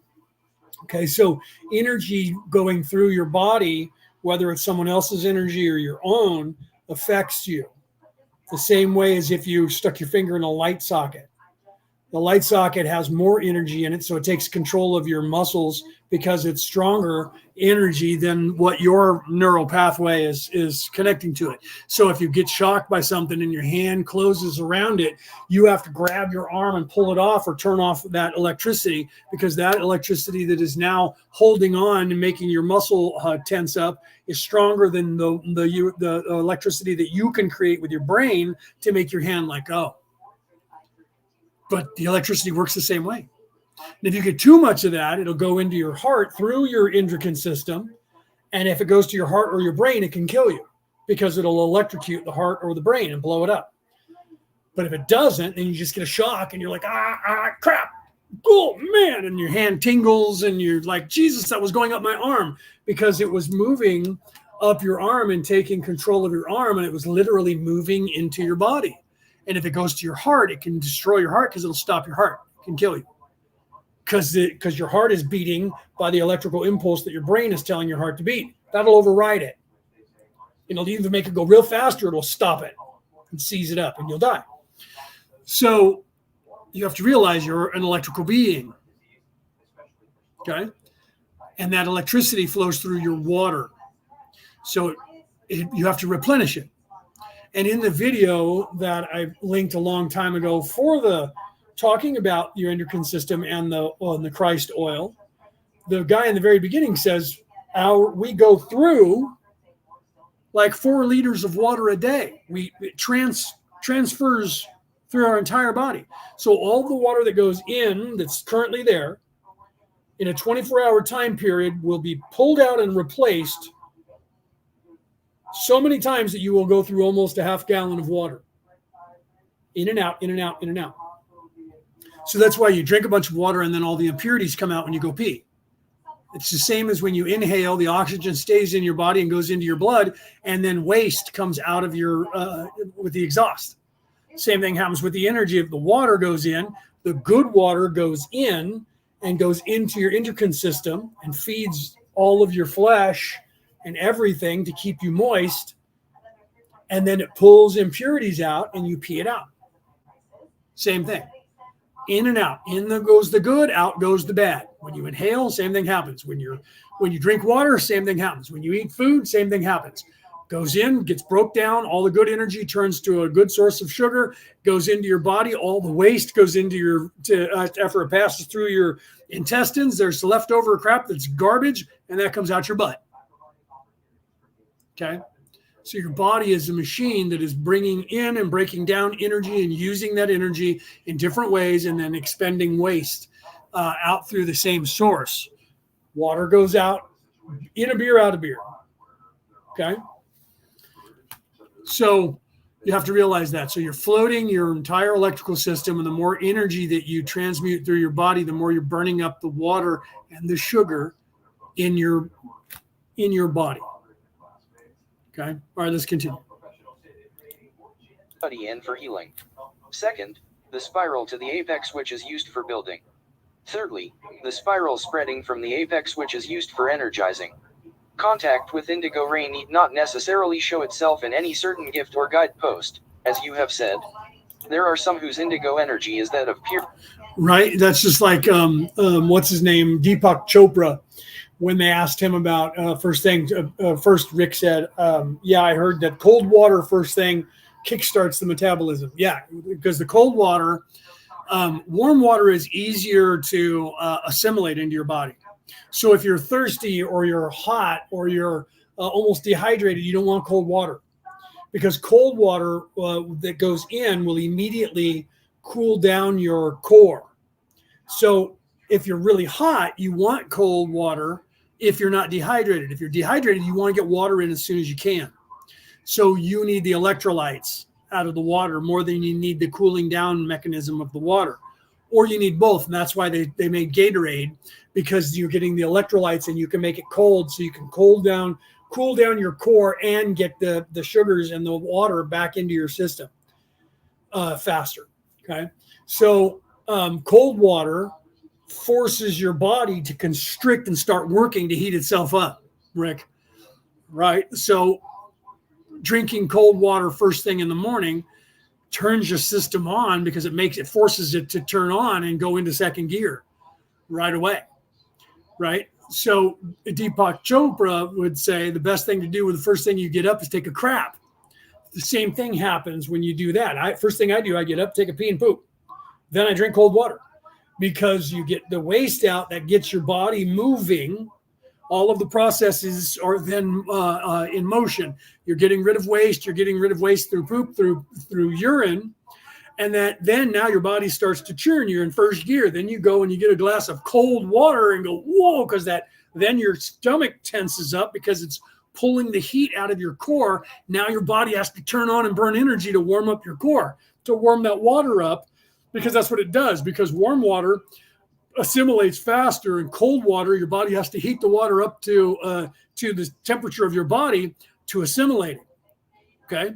So cold water makes your body turn on, and taking a poop and a pee makes your body turn on. And if you take a poop and a pee and get cold water, or cold water then poop and pee, your body is going to be far more efficient in the morning, and you're gonna wake up faster because your body just starts taking off, man. You're in like third gear now. And then if you do a quick exercise, run in place to get your heart rate up, that speeds up your metabolism for the rest of the day, sets the tone. Right? So literally, you don't even have to eat anything. First thing, drink some cold water, take a pee, take a poop, do some calisthenics, and you're going to find that your whole entire day is going to have far more energy because now your body is in third or fourth gear all day long, and it stays that way. That's all it takes. It's literally all it takes. That's why you see people that get up and they have more energy when they wake up. It's because that person is probably doing a few things, whether they're aware of it or not. They're turning their body up. When I get up in the morning, I'm happy. I'm one of those people that people hate. Because I get up and the first thing I do is, hey, I go and get my mom up. And the first thing I do is start singing to her. It's a beautiful day in the neighborhood. And I'll tell her, wake up, sleepyhead. Guess what day it is today? And I tell her what day it is. Are you ready to get up? Let's get you up and start the day and get in the shower. But my mother is also a morning person. So was my father. So she wakes up and looks at me and a big grin, and she's happy to see me. And she's always been that way. She used to come when I was a kid and wake us up early, and was always perky when she did it. So I do that to her now when I'm taking care of her. She wakes up and she's all excited and happy to be alive. My father was the same way. I got lucky that way. But some of my sisters are the opposite. They wake up and they're like, shut up, fuck you, you know. And my brother's kind of, I guess he's kind of in between. But I got that bug. When I first wake up, I'm just happy. I'm excited. I'm laughing. I'll start tickling you. If you're not the kind of person, you don't want to be around me in the morning, right? I had a roommate. He and I used to work at the same place, and we drive to work together. I'm talkative in the morning because I have energy, and he was quiet. So then I just started getting to the point where if I talked, he wouldn't say anything because he was grumpy. So when we were driving to work, I just wouldn't talk because he didn't want to talk. So I learned that about him, and I just was, okay, he needs to wake up, so I'll just be quiet. And he actually liked that about me because I was willing to realize, don't talk to me for like a half an hour, right? So we would get up and get ready for work, and I wouldn't say a word to him except for, you ready? You got it? Do you need anything? Do you have your lunch? Do you have whatever you need? All right, let's go. And then we get in the car, and I would turn on the radio and listen to like the news or something, or the report, traffic report, weather report, and never speak. And drive to work. And then once we got to work, he would start talking. And because he's now awake. And he actually told me one day, and you know what, I wanted to say thank you because I know that you're a perky person in the morning, and you realized that I wasn't. And instead of trying to force me to be like you waited. And so he was really happy with that I was able to go, okay, you know what? He's one of those people. Instead of torturing him, just let him wake up. And then you guys can have conversations, because then he wouldn't shut up and we would talk like this all day. So, yeah, okay, let's get back to what we're doing here. We're almost done with this session. Being and never is manifested, yet all are aware of such an entity's progress. Others may teach or share in many ways contact with intelligent energy. Others continue in unmanifested form, seeking intelligent infinity. Thus the manifestation is a lesser signpost than that which is sensed or intuited about a mind/body/spirit complex. This violet ray beingness is far more indicative of true self. Are there any brief queries or small matters we may clear up, if we can, before we leave this instrument? 58.24 Questioner. Well, I did have a question on what you meant by the third spiral, and if that is too long, I would just ask if there is anything that we can do to make the instrument more comfortable or improve the contact. Ra, I am Ra. We may answer briefly. You may query in more detail if you deem it desirable in another session.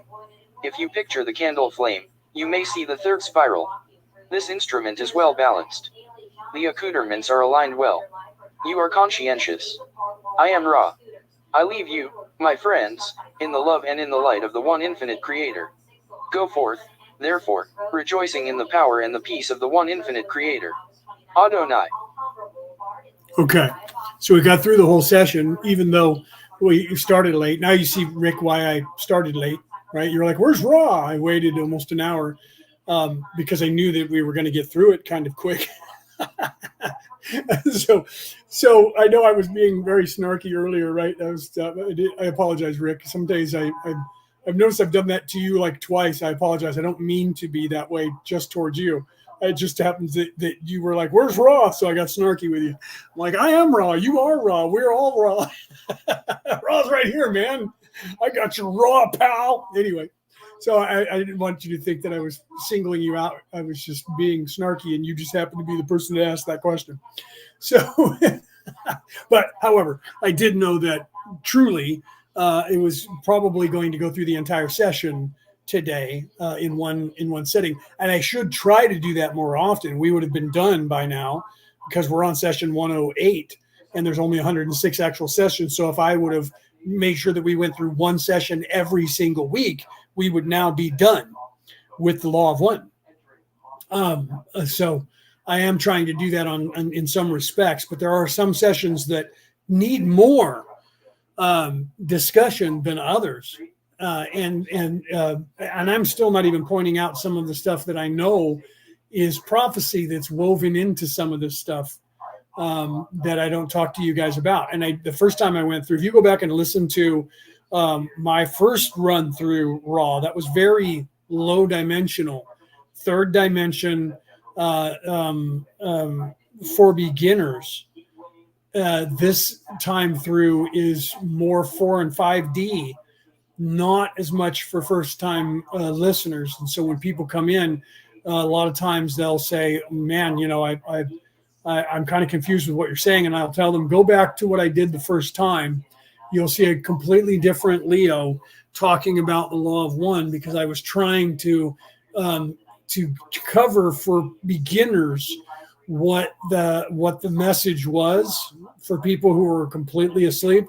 This time through, I decided that I wasn't doing that because I already did it. So I decided to do it again and do it from a higher perspective, even though I try to grab the people that are here for the first time, but I try to immediately tug them as hard as I can to a higher level, and knowing that most of the people are going to leave. This is like my book. My book hits you pretty hard, pretty quick, and I pull you immediately. If you're in service to self, you will put my book down before page 10. If you're in service to others and you don't know anything about spirituality, you may not make page 12. You may, if you're curious and you're a spiritual being, you will continue. But the amount of people who will finish my book are going to be far less than the amount of people who are going to start my book. Just like my podcast, just like my show. The amount of people that end up here at the end, still listening to me when I say goodbye every Friday, is a completely different demographic than the people who tune in the beginning. And I know that with my reels too. I say that all the time. 90% of the people who watch, the average person who watches a reel or whatever you call it on every platform, the average is 3.5 seconds. That's average. That means some people are watching it to the end and some people are just swiping by. Starts, nope, doesn't in any way get my attention. Next, or up or down, depends on the platform. So the average is 3.5 seconds across the board worldwide. 3 seconds, 3.5 seconds. If you get longer than that, then you're doing something right. It depending on how many seconds long the video is that you made as a reel. I make mine 30 seconds on average. Rarely do I go less. Rarely do I go further than that. Every now and then I'll change it up on purpose. But most of the time it's 30 seconds, always. And out of that 30 seconds, probably if I get like on TikTok, I usually get about 225 to 250 views in a 24-hour period as soon as I post something on average. And I usually have about a 4.5 second retention. That means that out of 200 people, 10 of them are watching it to the end, right? Or probably a little bit more. If you figure out that most people don't, because you have people that just go flick, flick, flick, and it's a 5-second click. We also break that down too, so we can see how many people are just swiping by. So if you have a large number of people that are swiping by, and then you can tell how many people are staying to the end or midway, because they do that. They break it down. What is a 5-second, a 15-second, and a 30-second, and then what, depending on how long your video. So how many of those are? You can break those down on all platforms, and we watch those. So we see who our target is and how many people are just swiping by, and it's not even in any way interesting them. And then you look at what's left, and out of those people, what's the average? How far are they going with it? The longer the watch, the better you're doing. That's why a lot of people put on their videos, watch to the end. They're not doing that because they have something that's really cool at the end. You think that, so you stay there. And at the end, there's nothing that happens. They just want you to watch it to the end, because when you watch longer, they get paid more on all platforms. The longer the amount of time is retention by people, the more money you get paid, because that means somebody is staying on their platform longer. And then your numbers go up. And when your numbers go up and you're monetized, you get paid more. Okay. So that's why you'll see people say, make sure you watch this to the end. Some people were honest with it, like Aaron Fowler. He was like, please make sure you watch this video to the end and help us out, because the more that you watch it, the more we get out of it. We get paid more. So he's telling people that. Most people don't do that. They just put in there, this is funny, watch to the end. You watch it to the end and you're like, that I didn't need to watch that to the end. But they tricked you, because they're about making money and they need you to watch it to the end. So I don't do that to my videos. I just give incentive for those people who watch to the end. Sometimes I only put one thing for you to see, and then I leave it because I make sure that you can read it, whichever your reading comprehension is. And I leave it on there long enough. But if I'm only doing one picture, it doesn't matter, because you can play it for 5 seconds and it's just going to recycle, and the people can just continue reading. So some people don't care, and they'll just put one image up that might take you 15 seconds to read, and it's only a 5-second thing. If you're going to continue reading the entire thing, you get to watch it to the end. Some people do that on purpose and make it short, but make it a lot for you to read, and it just keeps recycling, and they're getting more views, and it's going to the end every time. Do you see? So they're doing that to you on purpose. I don't do that. If you're a speed reader and you get through mine in 10 seconds and then leave, as long as you get the message. But then I tend to put more than one image for you to see and more than one saying for you to see. On purpose, the same thing I do with my show, the same thing I do with my book.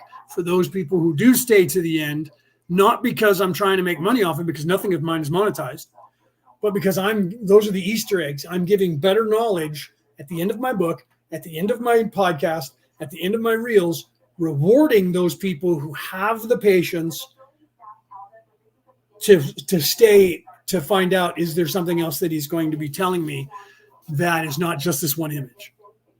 Because one image will only stay on the screen for 5 seconds. I can make it shorter, but I don't on purpose. I leave them up for 5 seconds.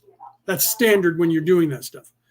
So if you wait 5 seconds and it doesn't, and it stays on there, either it's a long thing that I want to make sure that you can read first time through, or it's one image and there's not going to be another one. So that's just a little bit of a tidbit. But I tell everybody, I told my sister that, and she was like, wait a minute, what? She started going back and watching them. She's like, oh my God, you're like leaving 2 and 3 messages that I had no idea, because you read the first one and went click. Okay, got it, done. If somebody is that short attention span, that's why I hit you with one. For those people that have the short attention span, they're going to get just that one. So I lead off with one that is going to be generalized low vibration for everybody. And then the vibration goes up as it goes on every single time. I do that with my book. I do that with my show. So if you stay long enough, you get better information towards the end than you do in the beginning, always with me, because I do that on purpose to reward those people who are willing to stay around. All right, guys, I love you guys. I will see you guys next week. You guys have a great night. Have a great weekend. Good morning, good afternoon, good evening, or good morrow, depending on where you are in the world tuning into the show. All right, I'll see you guys later.